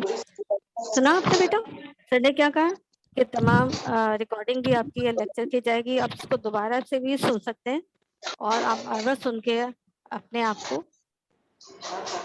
اپنا فائدہ اٹھا سکتے ہیں اس کو بار بار سن کے. ٹھیک ہے, تو یہ ایکسرسائزز آپ لوگ کیجیے گا 1, 2, 3 and 5.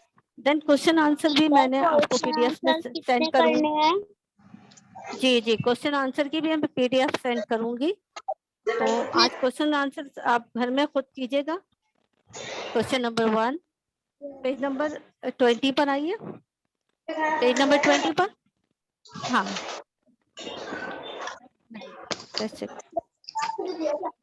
پیج نمبر 21 پہ 20 پہ دیکھیے گا. کوشچن نمبر 1 ہے, 2 ہے, 3 ہے, 4 ہے, 5, 6, 7, 8 and 9. 1 to 9 all کوشچن ہے. یہ تمام کوشچن آپ کو کرنے ہوں گے. تو وہ ایک پی ڈی ایف آپ کے پاس سینڈ ہوگی تو یو کین ڈو ایزیلی. جو کوشچن آپ کو پی ڈی ایف میں موجود ہوں گے تو آپ آسانی سے کر لیجیے گا. ٹھیک ہے. اچھا دیکھیے یہ میں اینڈ کر رہی ہوں. Do not waste your time at home. گھر پہ اپنا ٹائم ویسٹ مت کیجیے گا. آنسر آپ کو پی ڈی ایف آ جائے گی. جی پہلے تو خود سرچ کیجیے, پھر میں جو پی ڈی ایف بھیجوں تو اس کو ٹیلی کر لیجیے گا. تو یہ سارا کام آپ اچھے سے کیجیے گا. اور اس ٹائم ٹو ٹیک کیئر. ٹھیک ہے, your avoid to go out without any purpose. جی آپ کے گروپ پر آئے گی. Stay home, stay safe and healthy. ٹھیک ہے, اوکے. میں ایک اناؤنس کرنا چاہ رہا تھا پلیز بچوں, جی میٹنگ کوئی بھی لیو نہیں کرے گا. آپ کی ایک کلاس کنٹینیو ہوتی رہے گی. ٹھیک ہے, کسی نے بھی لیو نہیں کرنا. پارٹیسپینٹس اب آپ کے پاس 5 سے 10 منٹ ہے. تو اب آپ سب لوگ ایک کام کیجئے کہ ایک ایک گلاس پانی پی کر آئیے سب لوگ جلدی سے. جلدی سے سب لوگ ایک ایک گلاس پانی پی کر آئیں اور اپنے آپ کو میوٹ کر کے جائیں. Okay, thank you all. Okay miss, okay, اللہ حافظ. اللہ حافظ. چلے سب لوگ جلدی جلدی ایک گلاس پانی پیئیں. سب لوگ ایک گلاس پانی پی کر آئیں جلدی سے.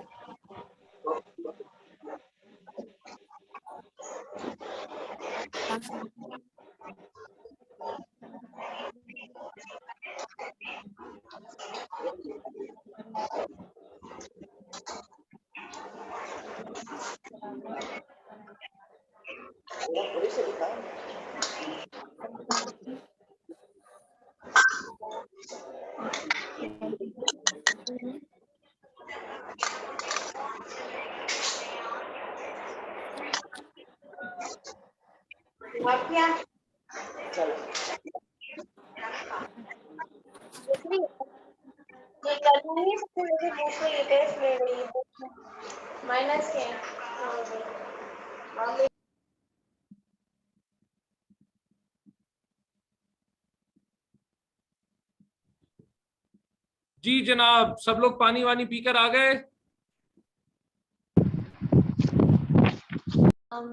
बेटा कैसे हैं आप लोग? सब ठीक है, खैरियत से? ठीक है। यस मिस, आप सुनो। कैसा गुजर रहा है आपका टाइम? कैसे गुजर रहा है आपका? बहुत अच्छा। बहुत अच्छा गुजर रहा है। यस। चले अल्हम्दुलिल्लाह, अल्लाह का शुक्र है। अच्छा बेटा, अब हमारी क्लास स्टार्ट हो रही है, ऑनलाइन क्लास। तो हमारा यूनिट नंबर 1 में,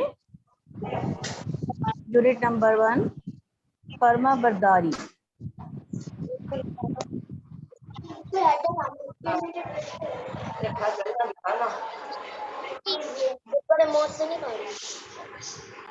जी, आप अपनी बुक ओपन कर लीजिए बेटा।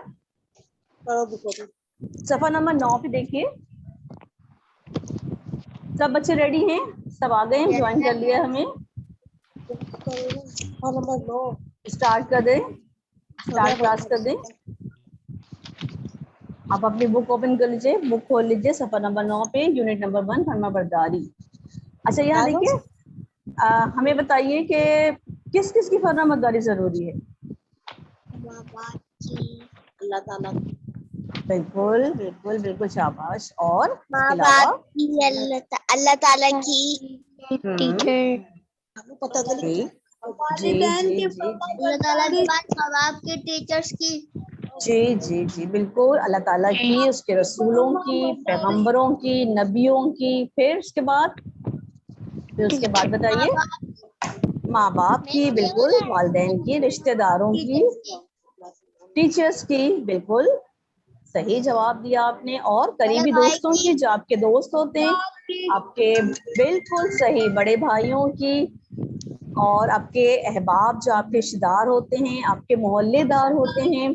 तो इन तमाम लोगों की फर्मा बरदारी हम पे लाजिम व मलजूम है। अच्छा, अब मुझे ये बताइए कि फर्मा बरदारी की क्या अहमियत, फर्मा बरदारी हम क्यों इख्तियार करते हैं?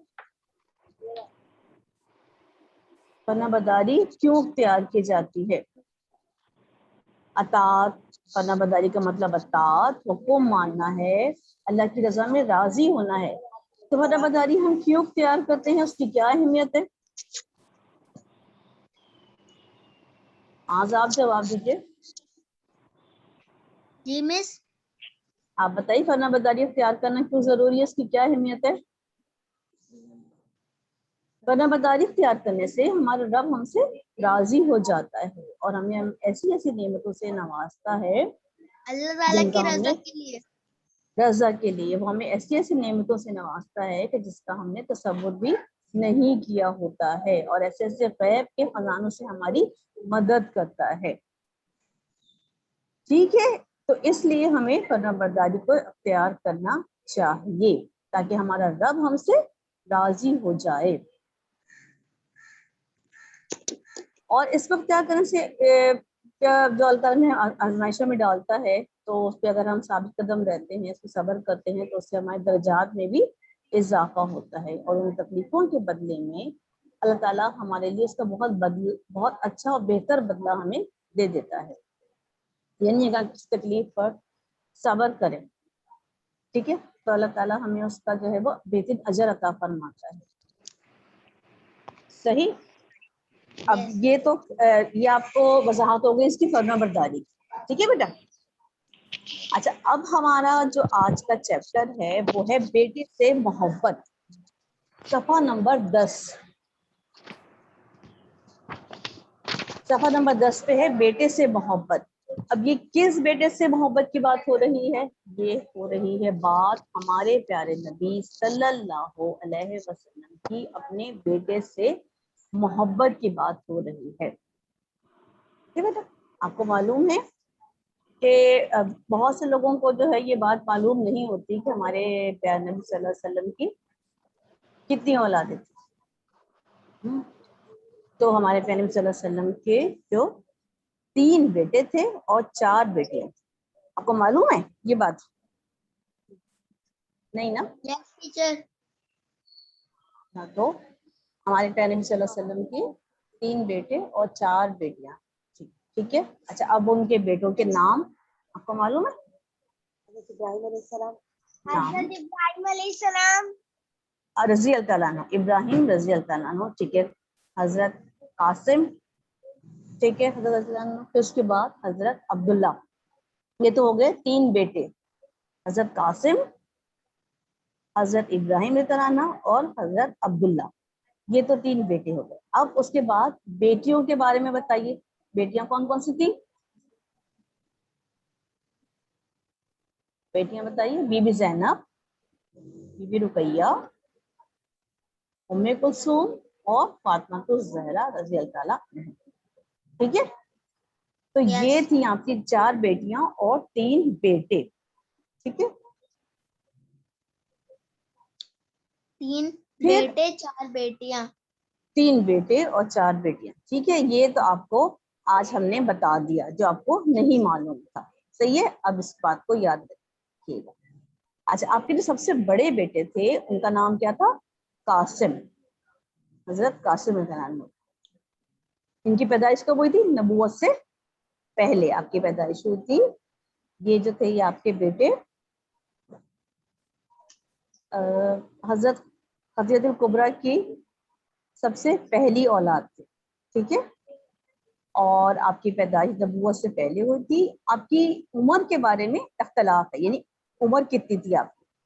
कोई कहता है कि आप 1.5 या 2 साल के थे, छोटे थे, मतलब चलना शुरू ही किया था अभी, तो आपकी वफात हो गई थी।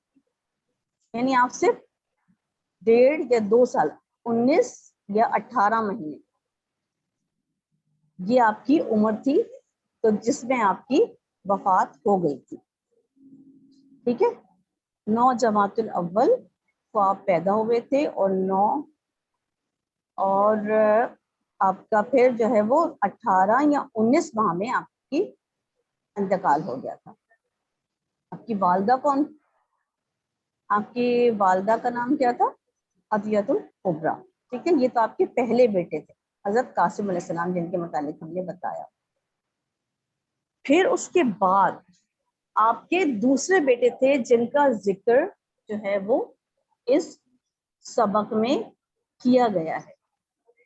इस सबक का नाम है बेटे से मोहब्बत। हमारे प्यारे सल्लल्लाहु अलैहि वसल्लम के बेटे से अपनी मोहब्बत के बारे में सबक में बयान किया गया है, जिसकी हम आज बुलंद खानी करेंगे। ठीक है बेटा। अच्छा, तो हज़रत इब्राहिम अलैहिस्सलाम 9 जमातुल अव्वल 9 हिजरी को पैदा हुए। आपकी वालदा का नाम, आपकी वालदा का नाम मारिया कप्तिया था। वो उन्हें सिकंदरिया के बादशाह मकूकस ने आपकी खिदमत के लिए, आप सल्लल्लाहु अलैहि वसल्लम की खिदमत के लिए बतौर तोहफा खास भेजा था। जब आपके यहाँ विलादत हुई हजरत इब्राहिम रजी अल्लाह ताला अन्हु की, तो ये इतला देने के लिए कौन आया था? एक आजाद करदा गुलाम अब्दुल राफे, ये इतला देने के लिए हमारे प्यारे नबी सल्लल्लाहु अलैहि वसल्लम के पास आए थे। ठीक है बेटा। आप बता रही, हमें कहाँ पता था?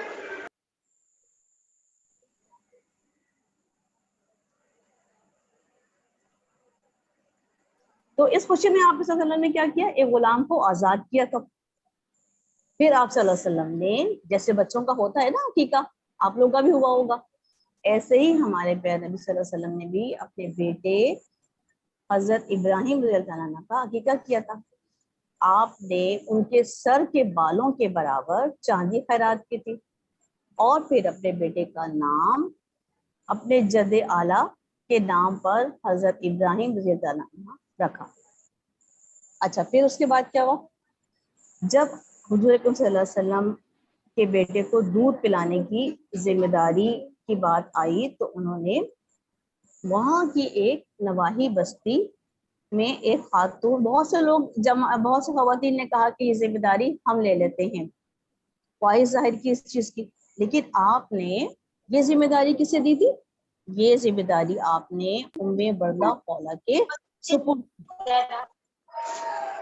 और उसके मुआवजे में, यानी उनको दूध पिलाने के मुआवजे में उन्हें खजूर के दरख्त दिए। अच्छा, वो रहती कहाँ थी? وہ مدینے کی ایک نواحی بستی میں رہتی تھی. مدینے کے قریب ہی ایک بستی تھی, وہاں پر وہ رہتی تھی. ٹھیک ہے. آپ صلی اللہ علیہ وسلم کیا تھا, وہاں پر محبت میں اپنے بیٹے کی جاتے, حضرت ابراہیم علیہ السلام کو گود میں لیتے, انہیں چومتے, انہیں پیار کرتے, جیسے کہ ماں باپ کرتے ہیں. اپنی اولاد سے محبت ہوتی ہے تو گود میں بھی لیتے ہیں, ان کا خیال بھی کرتے ہیں, انہیں پیار بھی کرتے ہیں. تو ایسے ہی ہمارے پیارے نبی صلی اللہ علیہ وسلم جو تھے وہ مدینے کی نواحی بستی میں ہمیں بردہ خولہ کے گھر تشریف لے کے جاتے اور وہاں اپنے بیٹے کو فرط محبت سے پیار کرتے, انہیں گود میں لیتے, انہیں چومتے. بردہ خولہ کے جو خاوند تھے وہ لوہار تھے. یہ تھوڑی سی میں آپ کو بیچ میں معلومات دیتی جا رہی ہوں, یہ آپ سن لیجیے. تو ان کے خاوند جو تھے وہ لوہار تھے, تو اس وجہ سے جو ان کا گھر تھا اس میں لوہے کا کام ہوتا تھا, تو لوہے کی وجہ سے دھواں پھیل جاتا تھا. لیکن اس کے باوجود بھی جو آپ صلی اللہ علیہ وسلم نے اپنے بیٹے کو ہمیں بردہ خولہ کے سپورٹ کیا کہ وہ ان کے بیٹے کو دودھ پلانے کی ذمہ داری. ٹھیک ہے. ابراہیم رضی اللہ عنہ نے بردہ خولہ کے گھر ہی رہتے تھے. پھر حضرت ہمارے پیغمبر صلی اللہ علیہ وسلم کو یہ اطلاع ملی کہ ابراہیم رضی اللہ عنہ جو تھے وہ بھی چھوٹے ہی تھے, شیخوار تھے. شیخوار کا مطلب دودھ پیتے تھے, چھوٹے سے تھے, ابھی دودھ ہی پیتے تھے وہ, کہ وہ شدید بیمار ہو گئے. جب ہمارے پیارے نبی صلی اللہ علیہ وسلم کو اس بات کی خبر ہوئی تو وہ انہیں دیکھنے کے لیے گئے. انہیں دیکھنے کے لیے گئے. اس وقت حضرت ابراہیم کی حالت بہت خراب تھی. آپ صلی اللہ علیہ وسلم نے انہیں دیکھا تو آپ کی آنکھوں سے آنسو جاری ہو گئے. اپنے بیٹے کی تکلیف کو دیکھ کے ظاہر ہے کوئی بھی باپ ہوگا تو وہ برداشت نہیں کرے گا, اس کی آنکھوں میں آنسو آ جائیں گے, وہ رونے لگے گا, غمگین ہو جائے گا, اداس ہو جائے گا. تو ایسے ہی ہوا. ہمارے پیارے نبی صلی اللہ علیہ وسلم نے جب اپنے بیٹے کو اتنی تکلیف میں دیکھا تو انہیں بہت غمگین ہو گئے, وہ اداس ہو گئے, وہ رونے لگ گئے. بیماری کے باعث حضرت ابراہیم کا انتقال ہو گیا. اب اسی بیماری کے دوران ہی 29 شوال 10 ہجری کو 17 یا 18 ماہ کی عمر میں ہی آپ کی وفات ہو گئی. جب آپ صلی اللہ علیہ وسلم نے یہ خبر پائی کہ آپ کے بیٹے کی وفات ہو گئی ہے تو آپ صلی اللہ علیہ وسلم کی جو تھی وہ حالت بہت خراب ہو گئی. آپ صلی اللہ علیہ وسلم ان کے پاس گئے اور انہیں گود میں محبت سے لیا.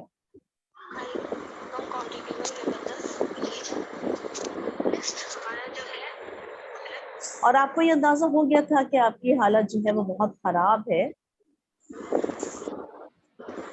تو انہوں نے اپنے بیٹے کو گود میں لیا اور آپ حضرت عبد الرحمن بن عوف کے ہمراہ تشریف لائے, جنہوں نے آپ کو اطلاع دی تھی. اور آپ نے عرض کیا کہ مجھے اختیار نہیں اپنے آپ پر, اور میں اپنی یہ لخت جگر کی حالت دیکھ کر بہت غمگین ہو رہا ہوں, مجھے بہت صدمہ ہو رہا ہے. آپ کی آنکھیں صدمے سے بھیگ گئی, رونے لگ گئے آپ, اور آپ نے فرمایا اے ابراہیم, ہم تمہاری موت سے غمگین ہیں, اداس ہیں. ہمارا دل جو ہے وہ بہت اداس ہے, لیکن ہم کوئی ایسی بات نہیں کہتے جس سے ہمارا رب ناراض ہو جائے.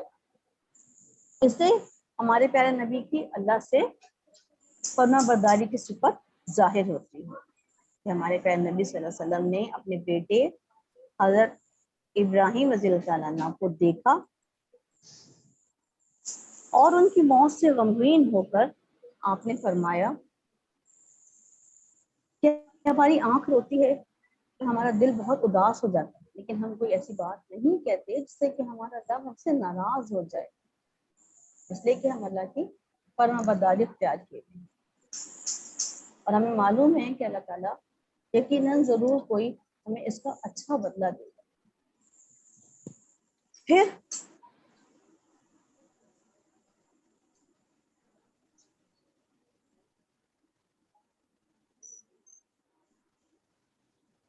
اچھا وہاں پہ اہل عرب جو تھے وہ ان کا خیال تھا کہ جب کوئی بڑا شخص مر جاتا ہے، یعنی اس زمانے کے جو اہل عرب تھے ان کا یہ خیال تھا کہ جب کوئی بڑا شخص مر جاتا ہے تو سورج اور چاند میں گہن لگ جاتا ہے. اتفاق سے جس روز ابراہیم رضی اللہ تعالیٰ عنہ کی وفات ہوئی اس وقت سورج کو گہن لگ گیا تھا.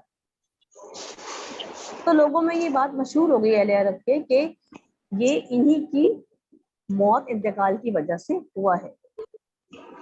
جب آپ صلی اللہ علیہ وسلم کو یہ بات معلوم ہوئی تو آپ نے فرمایا کہ سورج اور چاند اللہ تعالیٰ کی نشانیوں میں سے ہیں. یعنی اللہ تعالیٰ نے جو اپنی نشانیاں پیدا کی ہیں، پیڑ پودے، زمین، آسمان، دریا، سورج، چاند، ستارے، انہی نشانیوں میں سے ایک نشانیاں سورج اور چاند ہیں. تو ان کا گہن لگنا جو ہے وہ کسی کی موت کی وجہ سے نہیں ہے یا کسی کی پیدائش کی وجہ سے نہیں ہے. رسول اکرم صلی اللہ علیہ وسلم نے اپنے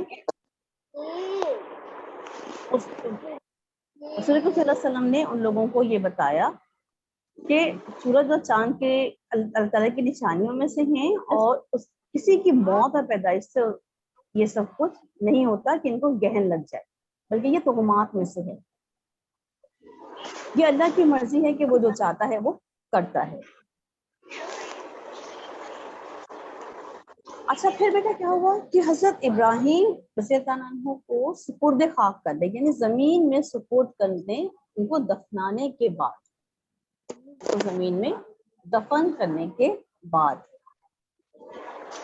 آپ صلی اللہ علیہ وسلم نے قبر پر پانی چھڑکا اور پھر اس کے بعد آپ صلی اللہ علیہ وسلم جو تھے وہ قبر کے سرہانے کھڑے ہو گئے سر کی طرف. اور پھر آپ صلی اللہ علیہ وسلم نے ایک مرتبہ پھر وہی بات دہرائی جو آپ نے پہلے کہی تھی.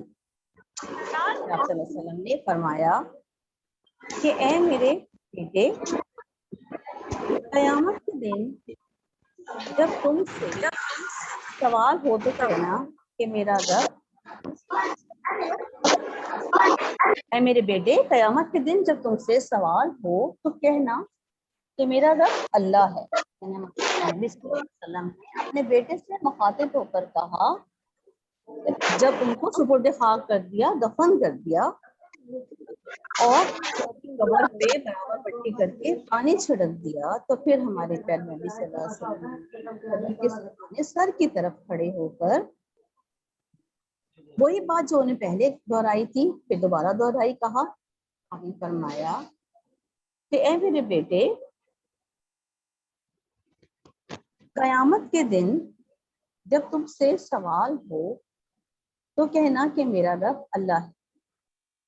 یعنی مرنے کے بعد ہمارے عقیدہ ہے نا کہ ہمیں دوبارہ اٹھایا جائے گا. تو ہمارے پیارے نبی نے اپنے بیٹے سے مخاطب ہو کر یہی کہا کہ جب تمہیں مرنے کے بعد دوبارہ زندہ کیا جائے گا اور تم سے سوال کیے جائیں گے تو تم کہنا کہ میرا رب کون ہے؟ اللہ تعالیٰ ہے. اور میرا دین کیا ہے؟ میرا دین ہے اسلام، یعنی میں دین اسلام پر قائم ہوں. اور میرے باپ کون ہیں؟ میرے باپ اللہ تعالیٰ کے رسول اکرم صلی اللہ علیہ وآلہ وسلم ہیں.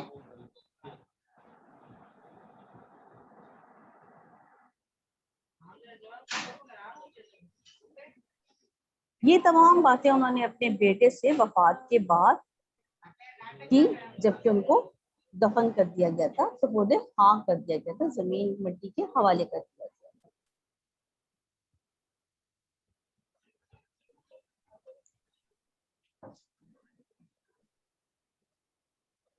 اچھا اب آپ مجھے بتائیے بیٹا کہ یہ چیپٹر ہم نے بیٹے سے محبت، ہمارے پیارے نبی کے اپنے بیٹے سے محبت،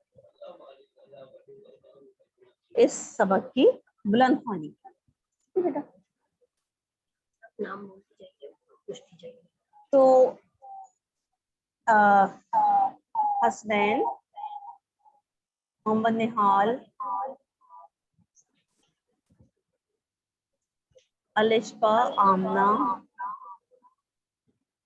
فیض, فائزہ, حمیرہ, مائرہ. یہ جو ہمارے ساتھ ہیں بچے بیٹا, یہ آپ لوگ چیپٹر آپ کی سمجھ میں آ گیا, سبق آپ کی سمجھ میں آ گیا بیٹا؟ مس حسنین میں ہوں, مجھے بھی سمجھ میں آ گیا ہے. سر ایک بچہ حسنین بھی ہے. جی جی مس, میں حسنین ہوں, میں ہوں حسنین. نہیں آپ تو ہیں سر, آپ ہیں. اچھا بیٹا آپ کی سمجھ میں آ گیا یہ سبق؟ اس سے متعلق آپ کوئی سوال پوچھنا چاہیں؟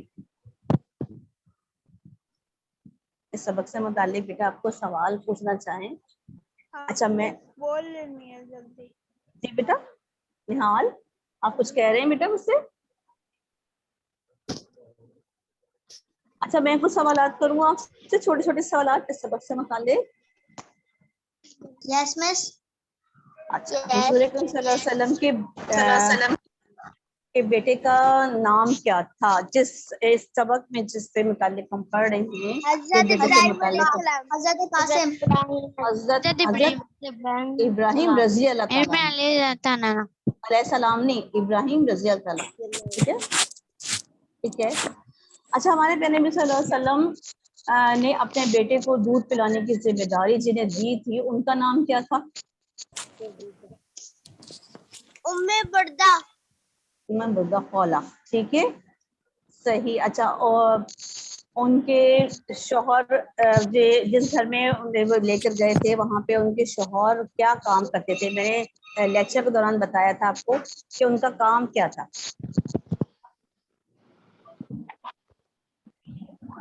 کہ خاوند لوہار کا کام کرتے تھے. ٹھیک ہے. اچھا اب مجھے بتائیے کہ ابراہیم رضی اللہ عنہ کی عمر کتنی تھی جب ان کی وفات ہوئی؟ 2 سال. 18 ماہ ٹیچر. ہاں 17 یا 18 ماہ ان کی عمر تھی جس میں ان کی وفات ہوئی تھی. ٹھیک ہے.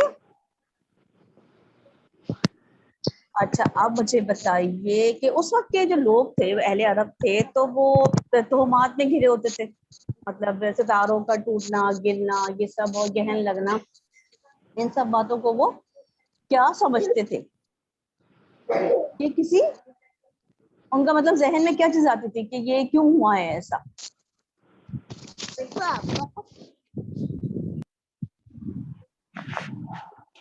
وہ یہ سمجھتے تھے کہ کسی بڑے آدمی کا انتقال ہو گیا ہے, کسی کی موت ہو گئی ہے یا کسی کی پیدائش ہوئی ہے, تو اس وجہ سے جو ہے وہ سورج کو اور چاند کو جو ہے وہ گہن لگ گیا ہے. لیکن ایسا نہیں تھا, یہ سب کچھ تو اللہ کی طرف سے ہوتا ہے نا, جو چاہتا ہے وہ کرتا ہے. طوفان, بارشوں کا برسانا اور یہ اس طرح سے زلزلوں کا آنا, ناگہانی آفاتیں, یہ سب کیا ہے؟ یہ اللہ تعالیٰ کی مرضی سے سب کچھ ہوتا ہے. ٹھیک ہے. اور اس بات پہ ہمیں بھی یقین ہے نا اس بات کا, تو یہ تمام جو قدرتی آفات ہوتی ہیں یہ اللہ تعالیٰ کی طرف سے ہی ہوتی ہیں. اچھا اب مجھے بتائیے, جو میں نے آپ کو شروع میں آپ کو بتایا تھا کہ ہمارے پیارے نبی حضرت محمد مصطفیٰ صلی اللہ علیہ وسلم کے کتنے بیٹے تھے اور کتنی بیٹیاں تھیں؟ یہ سوال کا جواب مس 3 بیٹے تھے اور 3 4 بیٹے تھے. بالکل 3 بیٹے تھے, 4 4 بیٹیاں تھی. 3 بیٹے اور 4 بیٹیاں تھیں. اچھا بیٹوں کے نام بتائیے پہلے مجھے. حضرت قاسم, ابراہیم رضی اللہ عنہ, 2 بیٹے تھے, دونوں بیٹے اس بچپن میں فوت ہو گئے تھے. اور عبداللہ. اور عبداللہ. ٹھیک ہے. اچھا اب بیٹیوں کے نام بتائیے. فاطمہ, فاطمہ, حضرت زینب. فاطمہ بولو. زینب, بی بی زینب, بی بی زینب, بی بی رقیہ, بی بی ام کلثوم.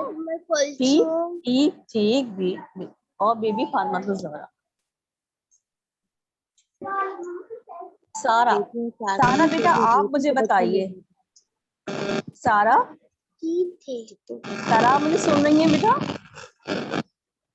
سارا آپ مجھے جواب دیجیے کہ ہمارے پیارے نبی صلی اللہ علیہ وسلم کے کتنے بیٹے تھے اور کتنی بیٹیاں تھیں؟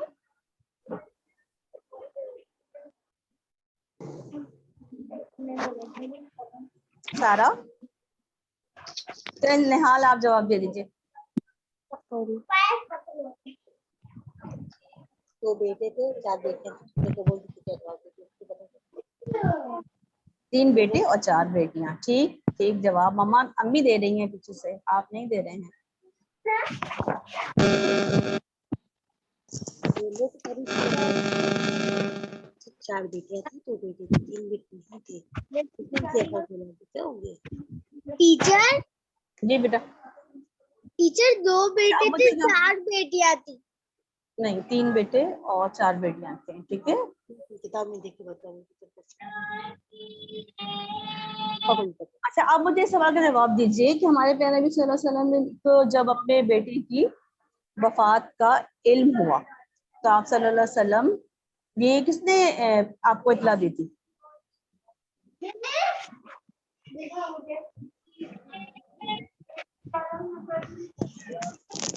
ये इत्तला आपको किसने दी थी? अब्दुल रहमान बिन औफ ने आपको ये इत्तला दी थी और आप उनके हमरा आए थे। ठीक है, फिर आपने अपने बेटे की वफात पर क्या कहा था, क्या फरमाया था आपने?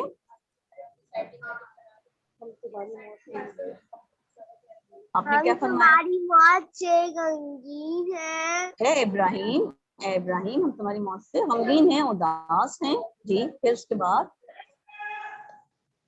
हमारी आंखों से आंसू बहते हैं, हम रोते हैं, हमारा दिल भी बहुत उदास है। जी, फिर जिससे हमारा रब नाराज हो जाए। नहीं, आपने एक ये तो बोला ही, लेकिन हम कोई ऐसी बात नहीं कहते, यानी कोई भी हम ऐसी बात नहीं करते जिससे कि हमारा रब हमसे नाराज हो जाए।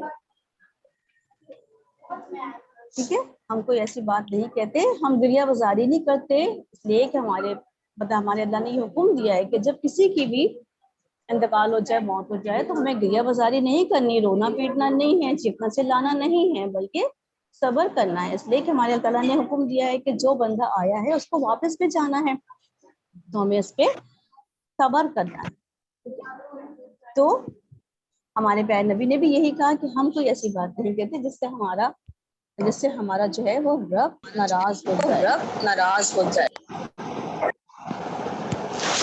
फिर आपने अपने बेटे इब्राहिम रज़ियल्लाहु अन्हु को जब सुपुर्द खाक कर दिया, मिट्टी के हवाले कर दिया, तो फिर उसके बाद आपने कब्र के सराहने खड़े होकर कौन सी बात दोहराई थी?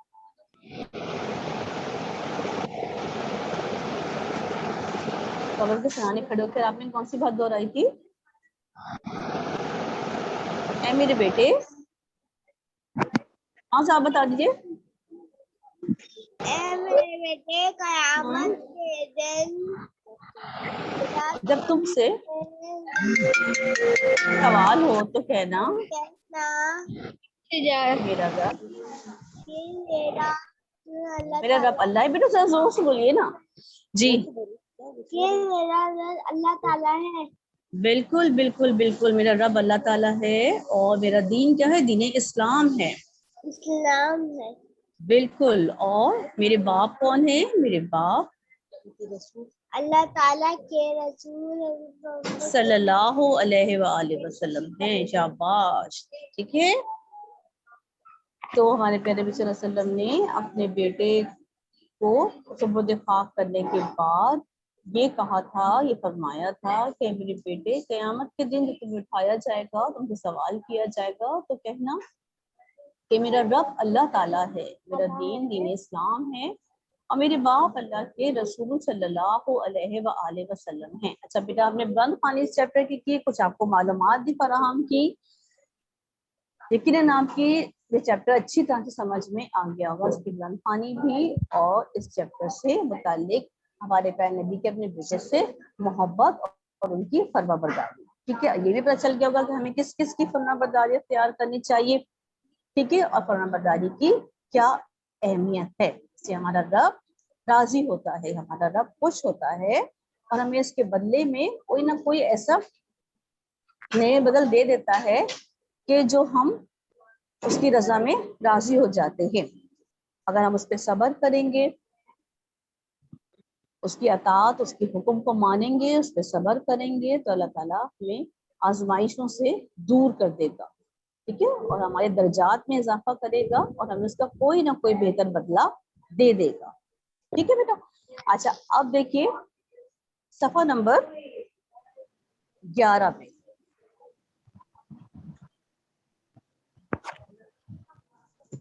सफा नंबर 11 पे अल्फाज के मायने हैं। पहला लफ्ज है नवाही बस्ती, मज़ाफात, इसके मायने हैं मज़ाफात यानी करीबी कुर्ब जवार के इलाके। फिर उसके बाद लफ्ज नंबर 2 है हालत खराब होना, बहुत ज्यादा तकलीफ में होना, हालत खराब होना, बहुत ज्यादा तकलीफ में होना, दुख में होना, आजमाइश में होना, ठीक है। उसके बाद लफ्ज नंबर 3 सिरहाने, सिरहाने यानी सर की तरफ, ठीक है। अब है लफ्ज नंबर 4 आंसू जारी होना। आंसू जारी होना के मायने क्या है? आंखों से आंसुओं का बहना, आंख से आंसुओं का बहना, आंसू जारी होना, लगातार आंसुओं का गिरना, जारी होना, बहना। फिर उसके बाद है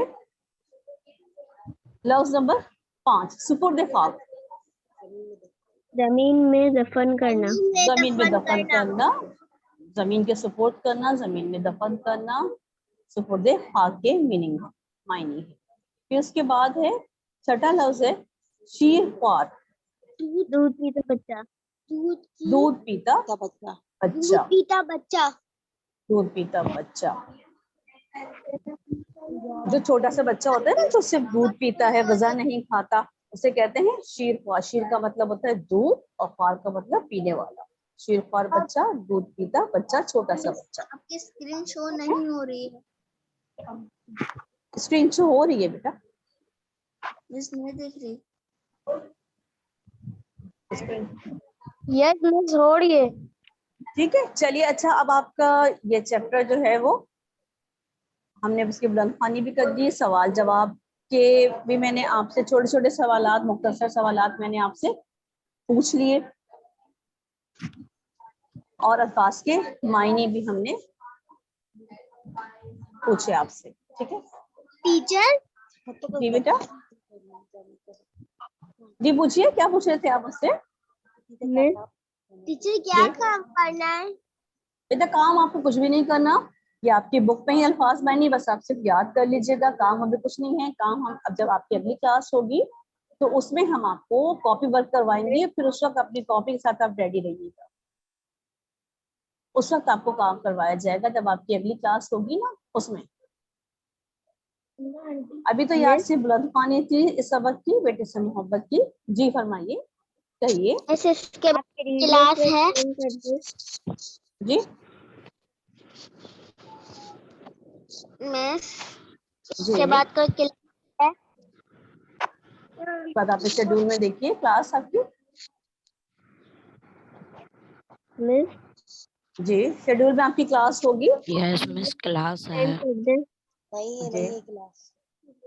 बोलो, आप बोलो टीचर इसके बाद कोई क्लास? टीचर इसके बाद कोई क्लास नहीं है।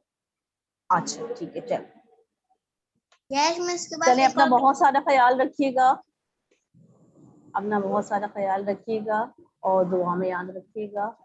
और अब नेक्स्ट क्लास में इसी सबक से मुताल्लिक हम आपको काम करवाएंगे, इसके लिए अपने नोटबुक कॉपी वगैरह को तैयार रखिएगा, ठीक है। फिर इंशाल्लाह आपकी नेक्स्ट क्लास में आपका वालेकुम अस्सलाम। इनकी नेक्स्ट क्लास आपने क्या पढ़ाया था? जी आप बेटा आपने बुलंदखानी नहीं सुनी? वो अब नहीं का ना, हमारा ना जूम इंस्टॉल हो गया था ना, तो इस वजह से क्लास नहीं ले सका। तो बता रहे अभी आपने इसको क्या पढ़ाया आपने? बेटा मैंने आप यूनिट नंबर 1 फरमाबरदारी है सबक बेटे से मोहब्बत, इसकी मैंने बुलंदखानी करवाई है, ठीक है बेटा। सफा नंबर 10 पे बेटे से मोहब्बत है, सबक की बुलंद खानी। मैंने आपको मैं बताती हूँ क्या काम हुआ है। चल ठीक है, ओके। आप लोग अपना बहुत ख्याल रखिएगा, फिर इंशाल्लाह नेक्स्ट हाँ, क्लास मेरे में को भी दे देना हम आपको काम। ज्वाइन करेंगे। अल्लाह हाफिज, अल्लाह हाफिज, कल मुलाकात होगी। ओके, अल्लाह हाफिज। अल्लाह अल्लाह हाफिज। हाफिज।